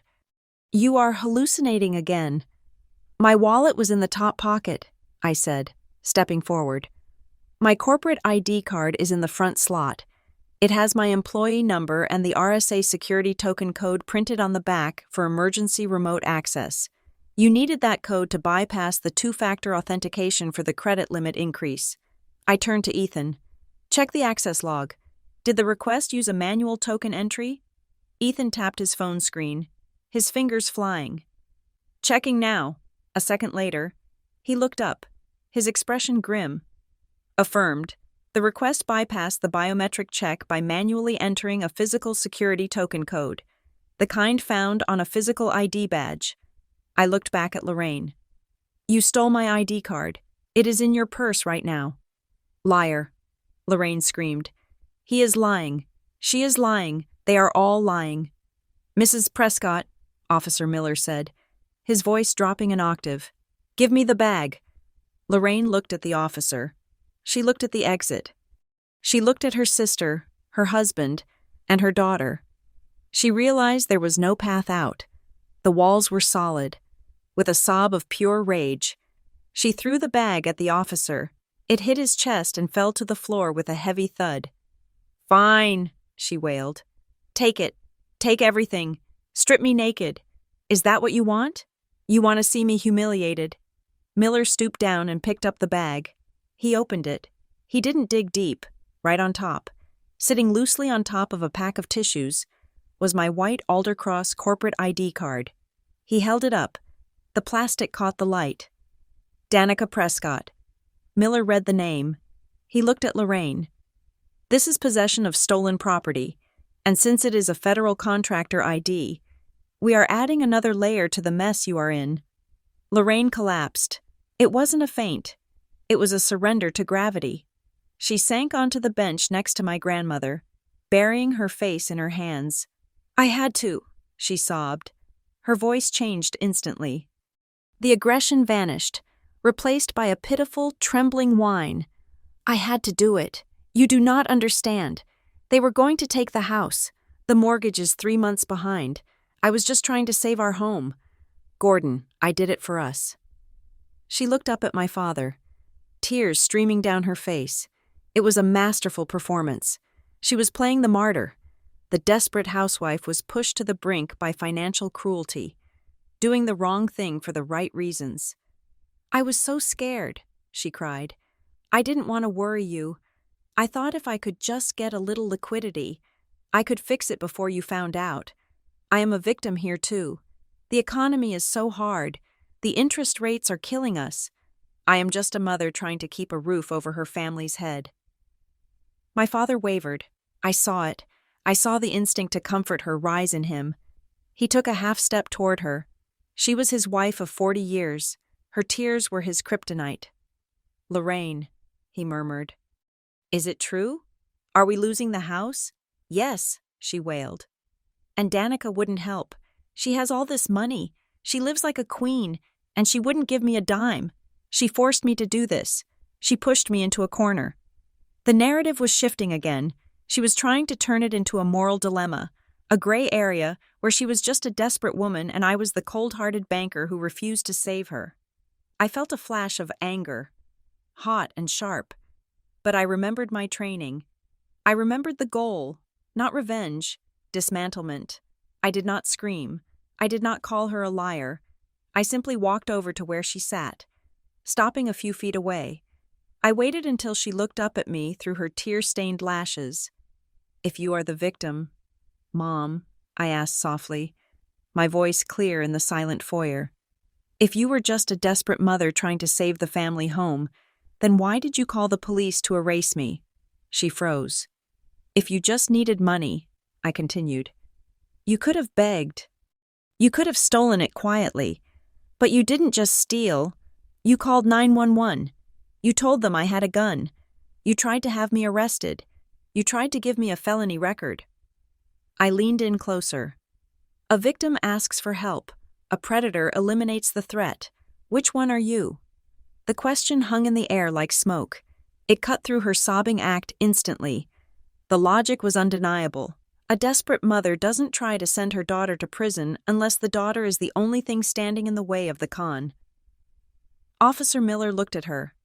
"She has a point. Mrs. Prescott, filing a false police report is not the act of a desperate person.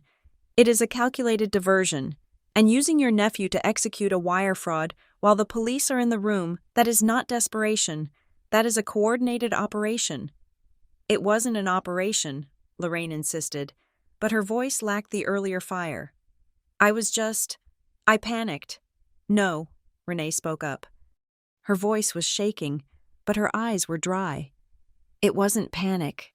It was a plan." Renee turned to Miller. "My friend Brenda, Lorraine and I had coffee with her 2 weeks ago. Brenda was talking about how her son got in trouble for some online gaming scam. Lorraine didn't say it was terrible. She asked questions. She asked Brenda specifically how the boy bypassed the credit limits. She asked if the police could trace it if it was done on a public network." Renee looked at her sister with a mixture of horror and pity. "You were taking notes. Lorraine, you weren't scared of losing the house.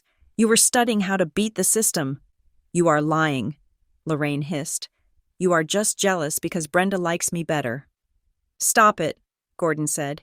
It was 2 words, but they silenced the room. My father turned away from Lorraine. He looked at me. For the first time in years, he really looked at me. He didn't see the unstable daughter Lorraine had painted. He saw the woman who had been paying his bills for 3 years. He saw the woman standing with a federal security team. He saw the bruises on my wrist where the handcuffs had been. "I thought you were the problem," Gordon whispered to me. "For years, every time money went missing, she said it was you. Every time there was a fight, she said you started it. She told me you were sick. She told me you needed tough love." He took a shaky breath. "But it wasn't you. It was never you." "No, Dad," I said. "It wasn't." "She needed a scapegoat," Gordon said, his voice breaking. "She needed someone to blame for the chaos so I wouldn't look at her. You were the sacrifice." He turned back to Lorraine. His face was gray, but his jaw was set. "I am done, Lorraine. I am not losing the house because of the economy. I am losing it because you spent 40 years spending money we didn't have to impress people who do not care about us." "Gordon," Lorraine shrieked, standing up. "Do not say that. We can fix this. We can tell them it was a misunderstanding." "There is no misunderstanding," Ethan interrupted. "We have the logs. We have the stolen ID. We have the device ID of the tablet used by a minor under your instruction. This is identity theft, wire fraud, and contributing to the delinquency of a minor. And you did it all in front of a police officer." Lorraine looked at the walls closing in. The tears stopped instantly, the mask of the victim fell away, and the face beneath it was ugly and hard. She realized the crying wouldn't work. The guilt trip wouldn't work. Gordon was gone. Renee was gone. She turned to me. Her eyes were slits of pure venom. "You think you have won," she sneered. Her voice dropped to a low, guttural growl. "You think because you brought your little boyfriends from work that you are safe?" She took a step toward me. Officer Miller put a hand on his taser, but she ignored him. "I know things about you, Danica," she hissed. "I know about your performance review last year. I know about the anxiety medication you took after the divorce. If you do not tell these people to drop this, if you do not tell them it was a mistake, I will call your HR department. I will tell them you are mentally unstable. I will tell them you abuse drugs. I will make sure you lose that precious job that makes you feel so superior." The room went deadly silent. It was the ultimate threat. She was threatening to destroy the very career that had allowed me to support her. She was threatening to burn down my livelihood just to spite me. I looked at her, and I felt a strange sense of calm. The fear was gone. The obligation was gone. There was nothing left but pity and the cold, hard certainty of the law. I glanced at Ethan. He was looking at Lorraine with an expression of polite disbelief. I glanced at Talia, our legal counsel. She was actually smiling. It was a shark's smile. I looked back at my mother. "You really do not understand who is standing in this room, do you?" I asked. "I do not care who they are," she screamed. "I will ruin you." "Mom," I said, pointing to Talia. "That is Talia Grant. She is the chief legal counsel for Alder Cross. And that," I pointed to Ethan, "is the director of risk management." Lorraine blinked, confused. "You just threatened to blackmail an employee of a federal security contractor," I said, my voice steady and cold. "In front of the head of the legal department, and you threatened to file false reports to a corporation that specializes in detecting false reports." Talia stepped forward, smoothing her trench coat. "Mrs. Prescott," Talia said, her voice like ice water. "Did you just state, on the record, in front of a police officer, that you intend to fabricate information to damage the professional reputation of our employee if she does not cover up your crimes?"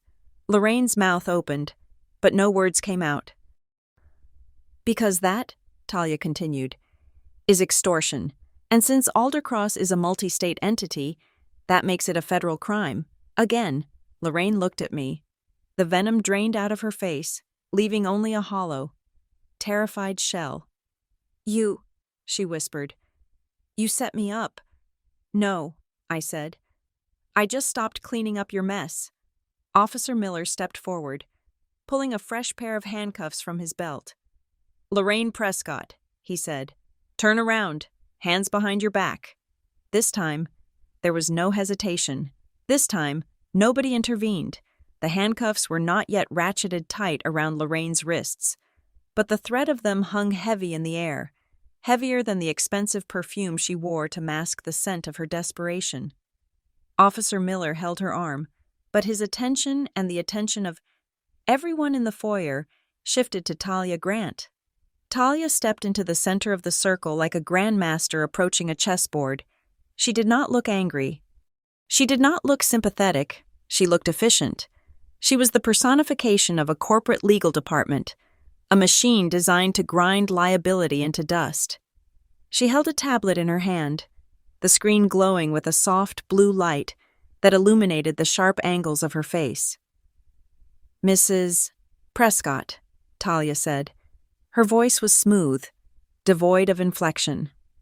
Before Officer Miller decides on the transport protocol, there is one additional matter regarding your interaction with Aldercross Solutions that needs to be clarified for the record. Lorraine tried to pull her arm free, but Miller held firm. I do not have any interaction with your company, she spat. I do not know who you people are. You are just harassing me because you work with her. She jerked her head toward me. That is factually incorrect, Talia said. She tapped the screen of her tablet and turned it so Officer Miller could see. At 2:00 this afternoon, the Aldercross Ethics and Compliance Hotline received an anonymous email. The subject line was, Urgent Safety Concern Regarding Senior Analyst Danica Prescott. I felt a cold shiver run down my spine. I knew she was vicious, but I had not realized she had already tried to nuke my career before dinner even started. The email, Talia continued, reading from the screen, alleged that Ms. Prescott was, and I quote, abusing prescription narcotics, selling corporate data to pay for gambling debts, and displaying violent tendencies toward family members. It demanded her immediate suspension pending an investigation. My father let out a low, pained sound. Lorraine, he whispered, you tried to get her fired today. Lorraine did not look at him. She stared at Talia, her eyes narrowing. It was anonymous. You cannot prove who sent it. Anyone could have sent it. Maybe Danica sent it to herself to get sympathy. We are a data security firm, Mrs. Prescott. Ethan Rowe interjected. He spoke with the tired patience of an IT professional explaining gravity to a toddler. Anonymity does not exist on our servers. When you sent that email, you used a web-based encryptor to hide your address, but you made a fundamental error. You sent it from the same device, the iPhone 15 Pro, that you used to log into the compromised banking profile. Ethan took a step closer, his presence looming over her. The digital fingerprint is identical, Ethan said. The MAC address is identical. The geolocation tag is identical. We know you sent it.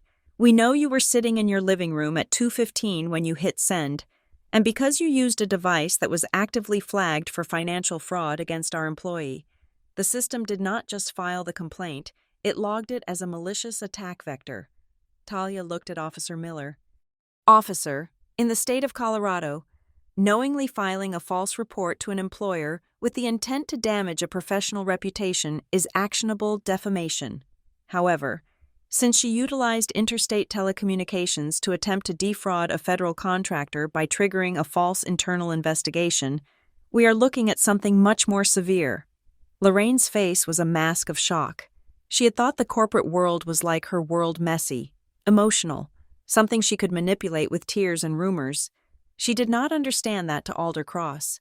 She was not a mother or a victim. She was a security risk. I was worried, Lorraine stammered, pivoting to a new lie. I thought she was on drugs. I was trying to get her help. An intervention. By accusing her of selling corporate data, Ethan asked. That is not a request for help. That is a request for termination. You wanted her income cut off. You wanted her vulnerable.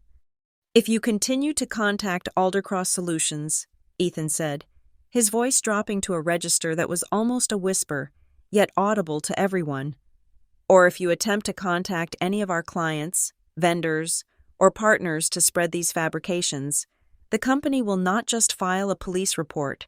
We will file a civil suit for tortious interference. We will attach a lien to every asset you possess, including the house you are so worried about losing, to cover legal fees and damages. He paused, letting the weight of the threat settle on her shoulders. We have more lawyers than you have friends. Mrs. Prescott, do not test us.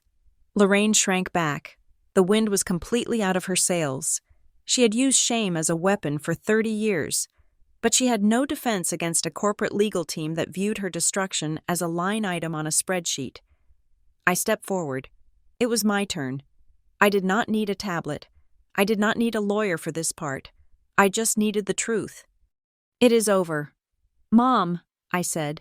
She looked at me, her eyes wet with angry tears. What is over? You think you can treat me like this after I gave you life? The Bank of Danica is closed, I said. And I do not just mean the fraud you tried to pull tonight, I mean everything. I reached into my pocket and pulled out a folded piece of paper. It wasn't evidence for the police. It was a notification for her. Before I came here tonight, I said, unfolding the paper. I submitted requests to the utility company, the internet provider, and the car insurance agency. I have removed my name from every single account attached to your address. Her eyes went wide. You cannot do that. The contracts were in my name, I said. I have the right to cancel service at any time. I told them I was moving out. Effectively immediately, the power company will be shutting off service in 48 hours unless a new account holder puts down a deposit. The internet will be cut by tomorrow morning. You are leaving us in the dark, she gasped. You would do that to your father. No, I said. I am leaving you to pay your own bills. Dad can put the accounts in his name if he wants, but he is going to see the real cost. He is going to see the $300 a month for the premium cable package you said was free. He is going to see the extra charges for the data overages on the phone plan. I looked at Gordon. Dad, the login information for the new accounts is in your email. I set it up for you, but you have to pay for it. Not me. Never me again. Gordon nodded slowly. He looked at Lorraine with a strange, detached curiosity, as if he were seeing a stranger. And the house, I continued. I called the mortgage servicer. I told them I am not a guarantor. I sent them the fraud affidavit regarding the co-signed signature you forged 3 years ago. They are opening an investigation. You won't be able to refinance again to pay off your credit cards. You destroyed us, Lorraine whispered. You ungrateful, hateful girl. You burned it all down. I fireproofed myself, I corrected her. There is a difference. Officer Miller cleared his throat. He shifted his stance, the leather of his utility belt creaking in the silence. He looked at the scene: the sobbing mother, the stoic daughter, the corporate hit squad, and the shell-shocked father. He seemed to realize that this was no longer a situation that could be solved with a warning. Mrs. Prescott, Miller said, we have a situation here. You called us to report a threat with a firearm. We have established that no firearm exists. We have established that the text messages you showed us are likely fabricated. We have credible witnesses and digital evidence suggesting you are currently engaged in identity theft and wire fraud. He paused, giving her a look that was almost an olive branch. It was the look of a cop who didn't want to spend 4 hours doing paperwork if he didn't have to. Now, Miller said, I am going to ask you one time. Do you want to withdraw your complaint against your daughter? The room held its breath. It was an exit ramp. Miller was offering her a chance to de-escalate. If she withdrew the complaint, she could claim it was a misunderstanding. She could walk away. She would still have to deal with Aldercross and the fraud investigation, but she wouldn't be arrested right here, right now, for filing a false police report.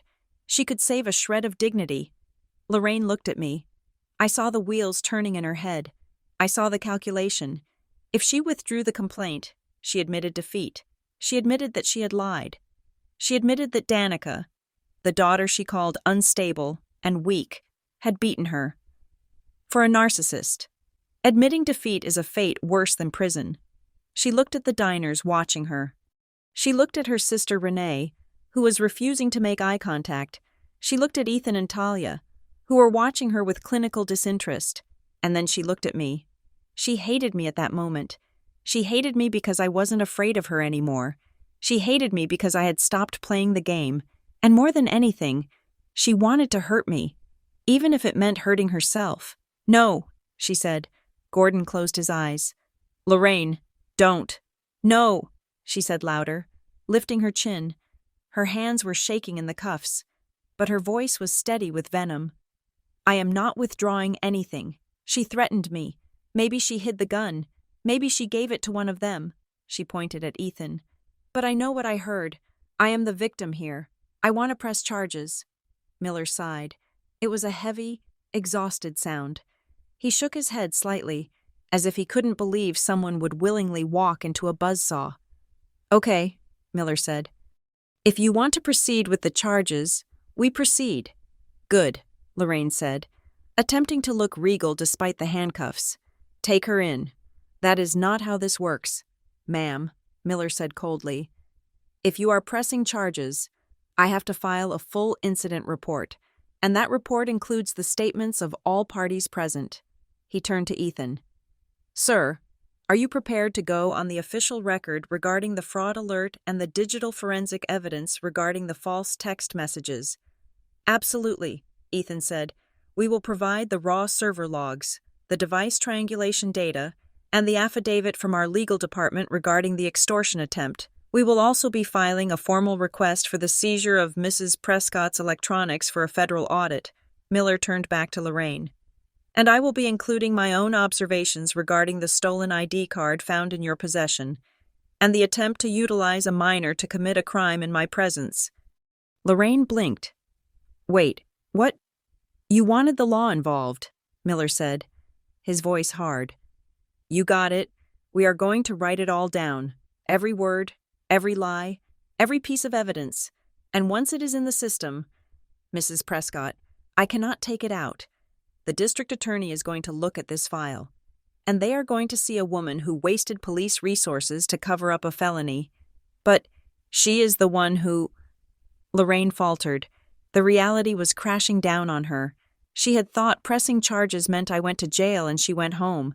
She didn't realize it meant mutual destruction, and I was the one wearing the armor. Dad, I said softly. Gordon looked at me.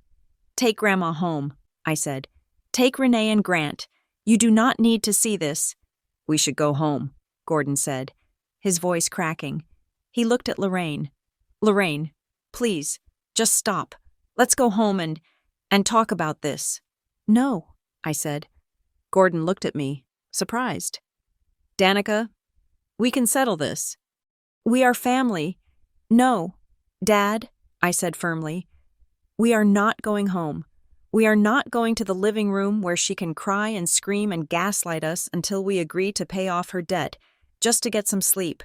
We are not doing that anymore. I pointed at the bright lights of the restaurant foyer, at the security cameras, at the police officers. She is only strong in the dark, I said. She relies on privacy to abuse us. She relies on the fact that we are too embarrassed to tell anyone the truth.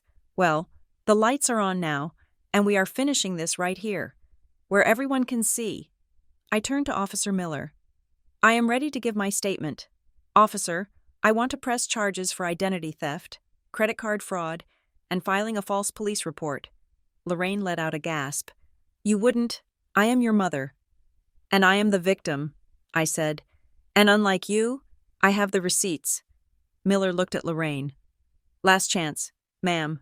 We are about to start the paperwork. Once I radio this in, it is a matter of public record. Lorraine looked at me. She searched my face for a crack, for a sign of the weak, apologetic daughter she had dominated for 30 years. She looked for the girl who would set herself on fire to keep her mother warm. She didn't find her. She grit her teeth, her face twisting into a mask of pure spite. She would rather burn in the wreckage than let me walk away clean. Write the report, she hissed at the officer. Write it down. I don't care. I want her name in the system. Miller nodded. All right. Everyone is coming to the station. We are doing this by the book. The whole book. He keyed his radio. Dispatch. This is Miller. I have a 109 in progress at Cedar and Stone. Requesting transport for 2 parties. Start a case file for fraud, theft, and false reporting, and notify the on-call detective. This is going to be a long night. The Cedar and Stone restaurant had become a tomb. The ambient jazz music had been turned off, likely by a manager who realized that providing a soundtrack to a police interrogation in the foyer was in poor taste. The clinking of silverware had stopped. The murmured conversations at the tables had ceased. Every eye in the establishment, from the couple on a first date in the corner to the business partners near the window, was fixed on us. It was the exact kind of public spectacle Lorraine had intended to create. She had wanted an audience for my humiliation. She had wanted witnesses to my breakdown. Instead, she had an audience for her autopsy. Officer Miller did not take us to the station immediately. He seemed to realize that the sheer volume of evidence and the complexity of the conflicting reports required a foundational record before anyone was moved. He pulled a metal clipboard from his belt, clicked a pen, and began to write. The scratching of the ballpoint against the paper was the loudest sound in the room. "Okay," Miller said, not looking up. "Let's formalize the narrative. Ms. Prescott, you stated you have proof of coercion regarding the financial transfers. You mentioned threats." "Yes," I said. I unlocked my phone. My hand was steady now. The adrenaline that had been coursing through my veins had settled into a cold, hard resolve. I wasn't fighting for my life anymore. I was filing the closing paperwork on a 30-year tragedy. I navigated to the folder I had named the archive. I scrolled past the fake texts Lorraine had generated and found the real ones, the ones she had sent me 3 months ago, at 2 a.m, when I had hesitated to pay for her country club dues. "Here," I said, handing the phone to Miller. "Read the thread from August 12th. Miller took the phone. He adjusted his stance, reading silently. His eyebrows rose slightly. "Read it out loud, please," I said. "I want my father to hear it." Miller looked at Lorraine, then at the phone. She was trying to rally, trying to find the indignation that usually served her so well. I was upset. Mothers say things when they are emotional. "You are twisting my words." "No," Aunt Renee said. Her voice was sharp, cutting through Lorraine's defense like a knife. Renee stepped forward, fumbling with her own phone. "She isn't twisting anything. It is a script." Renee held up her screen. 20 years ago, when I tried to cut her off after she stole my identity. Look at this old email she sent me." Renee read from the screen, her voice trembling. "If you tell Mom and Dad, I will disappear. I will leave a note saying you were jealous and tried to ruin me. I will end it all, Renee, and you will have to live with it." The words hung in the air, identical in cadence, identical in cruelty. The repetition stripped away any pretense of emotional distress. It wasn't a cry for help. It was a template. It was a calculated, reusable weapon she kept in her arsenal to bludgeon anyone who tried to set a boundary. "You used the same line," Renee said, looking at her sister with a mixture of horror and pity. "You have been using the same threat for decades to keep us all in line. You do not want to die, Lorraine. You just want to control." "It is manipulation," Officer Miller said, making a note on his clipboard. "And combined with the financial demands, it establishes a pattern of extortion."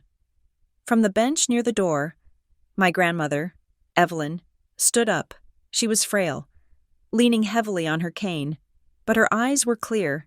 She had been silent for most of the altercation, watching her family implode. Now, she shuffled forward until she was standing directly in front of Lorraine. Lorraine looked down, unable to meet her mother's gaze. "Mom, please, they are lying." "Money is just paper, Lorraine," Evelyn said.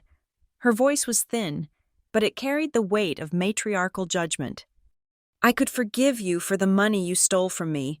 I could forgive you for lying about the medicine." Evelyn paused, taking a breath that rattled in her chest. "But you stole their faith," Evelyn said. "You took this family, your husband, your daughter, your sister, and you turned us into enemies to hide your greed. You made Gordon believe his daughter was sick. You made Danica believe she was unlovable. You stole the truth from us. That is what I cannot forgive." Lorraine flinched. That hit harder than the handcuffs. To be disowned morally by her own mother in front of a room full of strangers was a wound that no amount of spin could heal. "I did it for the family," Lorraine whispered, the lie sounding weak and hollow even to her own ears. "You did it for the applause," Evelyn said. She turned her back on her daughter and walked over to stand next to me. She took my hand. Her skin was paper-thin and cold, but her grip was firm. "I am sorry, Danica. We should have seen it." "It is okay, Grandma," I said softly. Then, there was movement on my left. Gordon Prescott, the man who had spent 3 years looking at me with sad, disappointed eyes, the man who had believed every lie Lorraine had fed him about my instability, stepped into the space between me and Lorraine. He turned his back to his wife. He faced me. He looked at the bruises on my wrist where Officer Miller had twisted the cuffs. He looked at the navy blazer I wore like armor. "I am sorry," Gordon said. His voice broke. Tears spilled over his eyelids, tracking through the deep lines of his face. "I am so sorry. Danny. Dad. You didn't know," I said. "I should have known," he said fiercely. "I am your father. It was my job to protect you. Instead, I let her use you as a shield. I let her tell me you were broken because it was easier than admitting she was the one who was dangerous." He reached out and placed his hands on my shoulders. His grip was desperate, as if he were trying to hold on to the only real thing left in his life. "I let you carry the weight of this family alone," Gordon sobbed. "I let you pay for the peace I was too cowardly to demand. I traded your happiness for my comfort. That is not love, Danny. That is a transaction, and I am so ashamed." "Dad," I whispered, feeling the tears prick at my own eyes. "It is over now." "Yes," Gordon said, straightening up. He wiped his face with his hand and turned back to Lorraine. His expression had hardened into something final. "It is over. I am done covering for you. I am done pretending. You are on your own. Lorraine." Lorraine looked at him, her eyes wide with shock. She had lost the audience. She had lost the moral high ground. She had lost her mother, her sister, and now her husband. The isolation was absolute. Panic flared in her eyes. It was the panic of a parasite realizing the host had died. She pulled against the handcuffs, the metal clinking loudly. "You cannot do this to me," she screamed. "I am your mother. I gave birth to you. Danica. I went through 18 hours of labor for you. I fed you. I clothed you. You owe me. You owe me your life." It was the final card, the biological debt, the one card she thought could never be revoked. I looked at her. I felt a strange sense of lightness. The guilt that used to crush me when she said those words, the heavy, suffocating obligation was gone. It had evaporated the moment she pointed a police officer at me and told him to arrest me. "You gave me life," I said calmly. "That is true." I took a step closer, so she could see my eyes, so she could see that there was no fear left in them. "And for 33 years, I have paid the subscription fee," I said. "I paid with my obedience. I paid with my self-esteem. I paid with my marriage. And for the last 3 years, I paid with cash, tens of thousands of dollars." I paused. "The contract is paid in full. Mom, I do not owe you a damn thing anymore. Not my money, not my silence, and certainly not my freedom." Lorraine stared at me, her mouth opening and closing, but no sound came out. She had no script for this. She had no manipulation tactic for a victim who simply refused to play the game. Ethan stepped forward. The emotional climax had passed, and it was time for the cold, hard machinery of justice to take over. He held out a secure, encrypted USB drive to Officer Miller. "Officer," Ethan said, "this drive contains the full digital packet regarding the incident. It includes the server logs of the fraudulent loan application, the device triangulation data linking the request to Mrs. Prescott and the tablet used by the minor. Grant.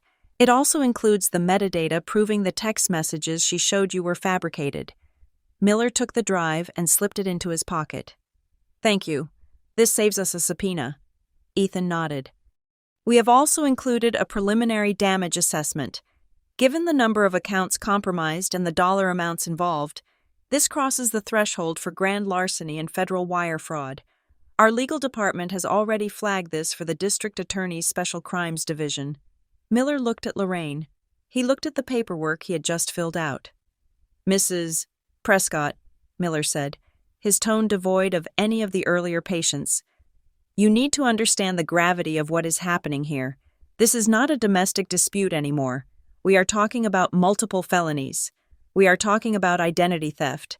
We are talking about filing a false report to conceal a crime. This is going to move up the chain very quickly. You are likely looking at state and federal inquiries." "Federal," Lorraine whispered. The words seemed to drain the last of the color from her face. "Yes," Miller said. When you mess with banking servers and federal contractors, the FBI tends to get interested.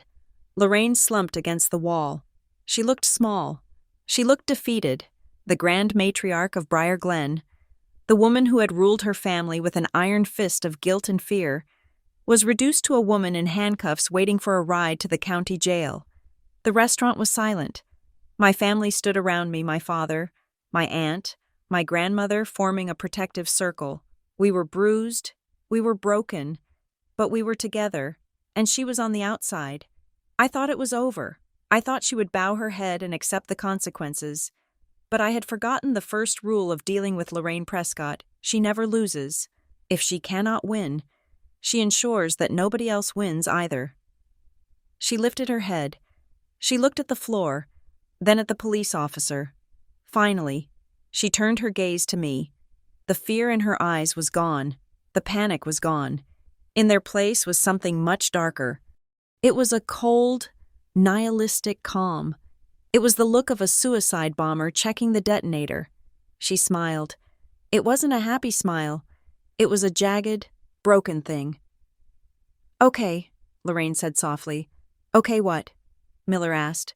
"Okay," she repeated, her voice gaining a terrifying clarity. "You want the truth? You want everything on the record. Fine, I will tell you the truth." She looked at Gordon, then at me.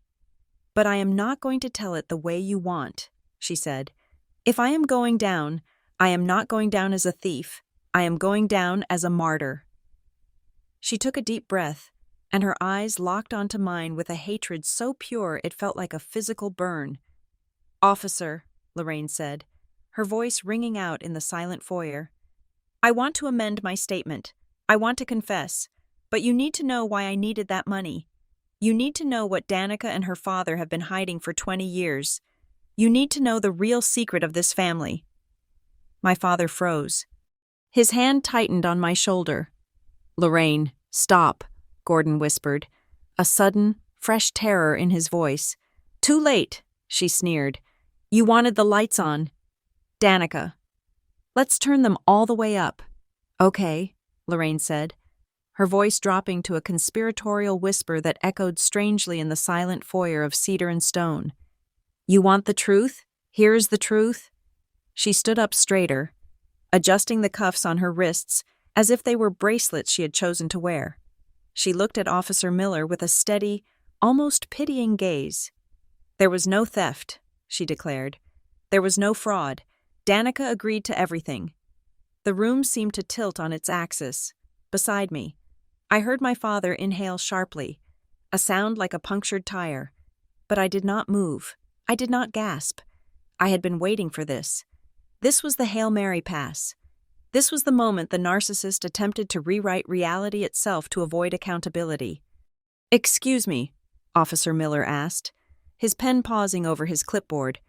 "It was an arrangement," Lorraine continued, her confidence growing as she improvised the lie. "We sat down 3 years ago. We agreed that since I paid for her college, since I supported her through that messy divorce, she would let me use her credit profile to help stabilize the family assets. She gave me the passwords. She gave me the social security number. She told me, 'Mom, do whatever you have to do to save the house.'" She turned to look at me, her eyes wide and imploring, trying to force me into the role of co-conspirator. "Tell them, Danica," she urged. "Tell them you got cold feet. Tell them you panicked because the debt got too high, and now you are trying to throw me under the bus to save your own credit score. Tell them it was a partnership. It was a brilliant, toxic lie. If I had agreed to it, then it wasn't identity theft. It was just a civil dispute between family members. It would mean no arrest. It would mean the police would walk away, telling us to settle it in small claims court. It would mean she won."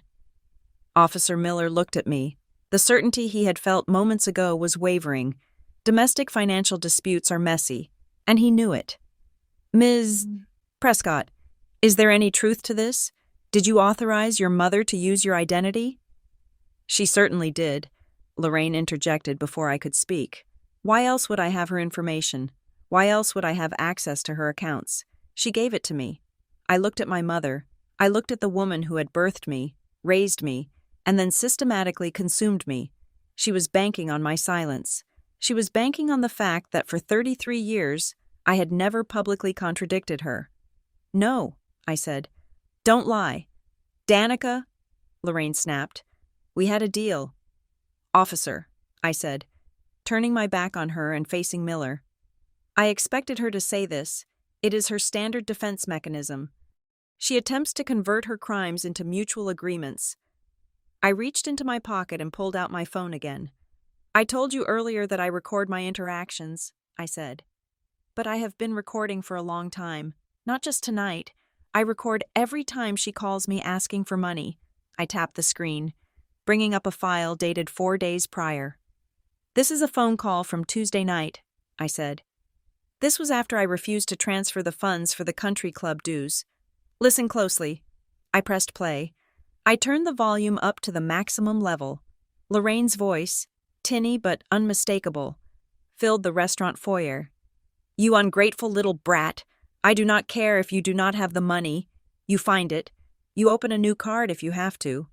Then, my voice on the recording. "I cannot do that. Mom, I am not opening any more accounts for you. It is illegal." Then Lorraine again, shouting now. "I do not care about the law. If you do not give me access, I will take it. I know your old passwords. I know your security questions. I will open the accounts myself. And if you try to stop me, I will call the police and tell them you are threatening to kill me. I will tell them you have a gun. I will ruin your life before I let you cut me off. Do you hear me? Danica, I will put you in jail before I let you embarrass me." The recording ended. The silence that followed was heavy, absolute, and suffocating. Lorraine stood frozen. Her mouth was slightly open, but the words had died in her throat. She had forgotten that call. Or, more likely, she had said it with such casual malice that she didn't think it was memorable. She didn't realize she had just confessed to premeditated extortion and filing a false police report on tape. Officer Miller looked at the phone, then at Lorraine. His expression hardened into something close to granite. "That sounded fairly specific. Mrs. Prescott," Miller said. "That didn't sound like a family agreement. That sounded like a threat to frame an innocent person." I was angry," Lorraine stammered, the blood draining from her face. "I didn't mean it. You said you would call the police and claim she had a gun," Miller repeated. "And tonight, you called the police and claimed she had a gun. That is not anger, ma'am. That is a plan executed." "Is that recording legal?" Lorraine demanded, desperate now, grasping at straws. "She cannot record me without my permission. That is illegal wiretapping." "Actually," I said, my voice calm and steady.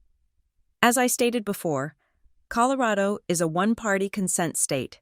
As long as one person in the conversation consents to the recording, it is admissible in court. I consented." I looked at Talia Grant, our legal counsel. She nodded. "It is fully admissible," Talia confirmed. "And it proves intent, it proves malice, and it proves that the narrative of a family agreement is a fabrication designed to obstruct justice." Lorraine looked around the room. The walls were not just closing in. They had crushed her. The lie about the agreement had been her escape hatch, and I had just welded it shut. But the Sentinel team was not done. Ethan Rowe stepped forward. He held up his tablet, which was displaying a timeline graph. "Officer," Ethan said, "to put the final nail in the coffin of the agreement theory, let us look at the timestamp of the fraud attempt involving the minor, Grant." He pointed to a red dot on the timeline. "This attempt to raise the credit limit by $20,000 occurred 7 minutes ago," Ethan said. "That was while you were standing in this room. Officer, that was while Mrs. Prescott was in handcuffs." Ethan turned to look at Lorraine. "If this was a consensual family agreement," Ethan asked, his voice cutting like a scalpel, "why did you have to use a child to execute the transaction while the police were distracting the account holder? Why the subterfuge? Why the secrecy?" He didn't wait for an answer. "Because it was a heist," Ethan concluded. "You were trying to drain the account before the lock clicked shut.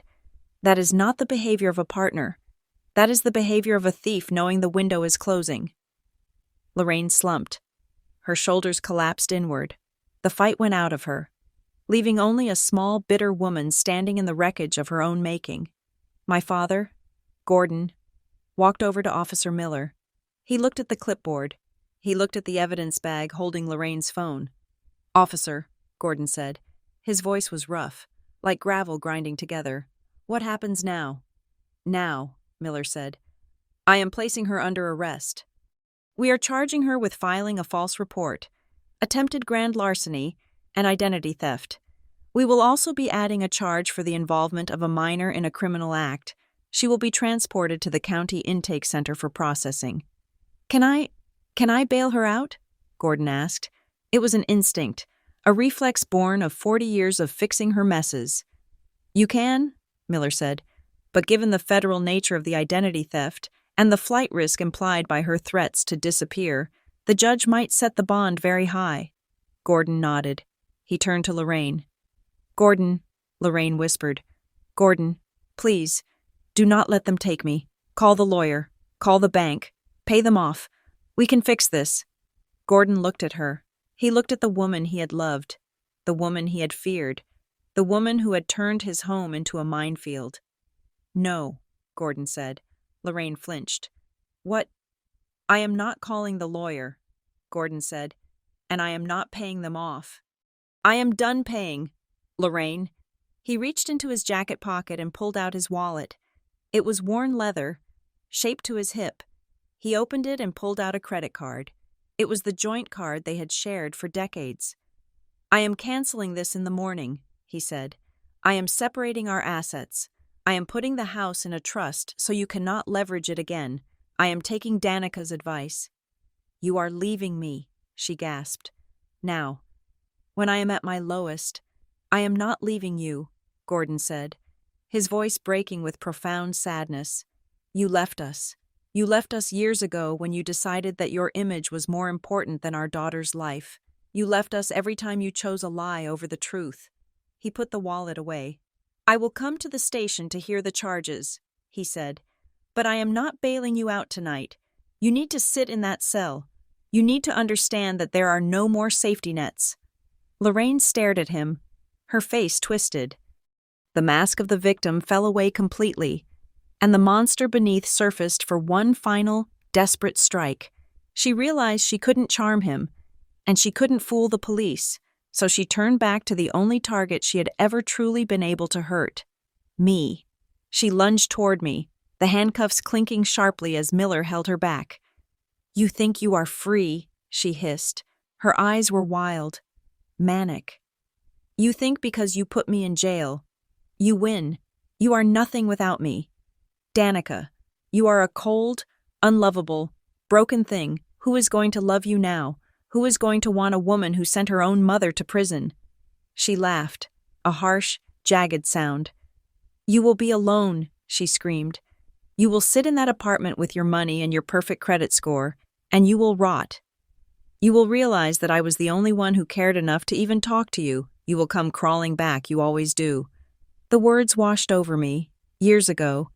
They would have been acidic. They would have burned holes in my resolve. They would have made me beg for forgiveness. But tonight, they felt like rain on a window pane. Cold, yes, but they couldn't touch me. I looked at her. I looked at the woman who had defined my worth by my utility. I looked at the mother who only loved me when the check cleared. "You are right, Mom," I said softly. She stopped screaming, waiting for the apology, waiting for the capitulation. "I might be alone," I said. "I might go home to an empty apartment. I might eat dinner by myself for a long time." I took a breath.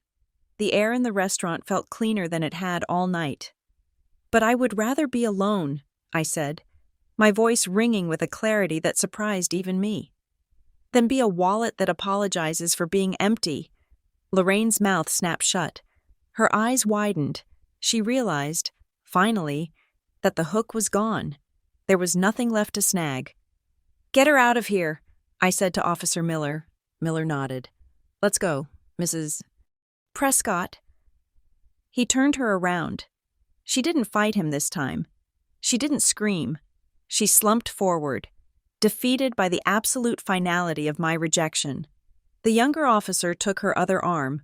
Together, they marched her toward the heavy glass doors of cedar and stone. I watched her go. I watched the back of her cream-colored silk blouse, the blouse she had probably bought with my money.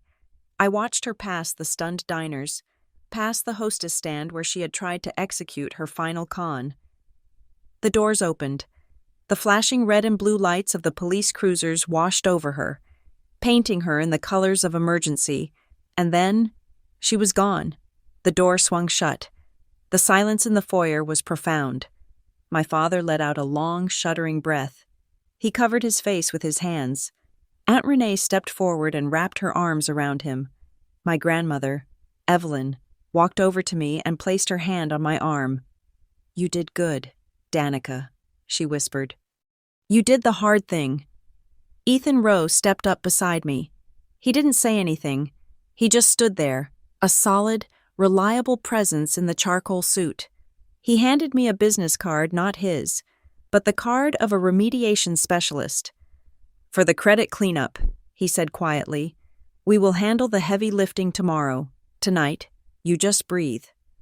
"Thank you, Ethan," I said, "for everything." "It is what we do," he said. "We stop the bleeding." I looked at my family. They were broken. Yes, we were a mess. My father was sobbing. My cousin was facing juvenile charges. My mother was in the back of a squad car. But for the first time in 3 years, I didn't feel the crushing weight of a secret. I didn't feel the dread of the phone ringing. I didn't feel the need to hide. I walked toward the door. "Danica," my father called out. "Where are you going?" I paused, my hand on the brass handle of the entrance. I looked back at them. "I am going home, Dad," I said. "Do you want us to come with you?" he asked. "You shouldn't be alone tonight." I smiled. It was a genuine smile, small and tired, but real. "I think I need to be alone," I said. "I need to know what it feels like to be alone and safe. I haven't felt that in a long time." I pushed the door open. The night air was freezing, biting at my exposed skin. But it felt amazing. It felt like a baptism. I walked out onto the pavement, past the remaining police car where Officer Miller was filling out paperwork. I walked to my sensible, 10-year-old sedan. My hands were shaking as I unlocked the door. Not from fear, from the adrenaline leaving my body, from the sheer, overwhelming realization that I had survived. I sat in the driver's seat. I didn't start the engine immediately. I just sat there, listening to the silence. Lorraine had tried to erase me. She had tried to turn me into a ghost, a non-person who existed only to service her needs. She had set a trap to make me disappear into the system, but she had failed. I looked at my reflection in the rearview mirror. I saw the navy blazer. I saw the tired eyes, but I also saw the woman who had walked into a trap and dismantled it piece by piece. I was Danica Prescott. I was a senior analyst. I was a daughter who had finally learned to say goodbye. And as I started the car and pulled out of the lot, leaving the flashing lights and the ruins of my family behind me, I knew one thing for certain. I was finally free. Thank you so much for listening to this story on Veronica Revenge Stories. I would love to know where you are tuning in from today. Are you listening on your commute, at the gym, or maybe relaxing at home? Let me know in the comments below so we can connect. If you enjoyed seeing Danica take down her toxic mother, please hit that subscribe button, like this video, and smash the hype button to help this story reach more people who need to hear that it is okay to walk away. See you in the next story.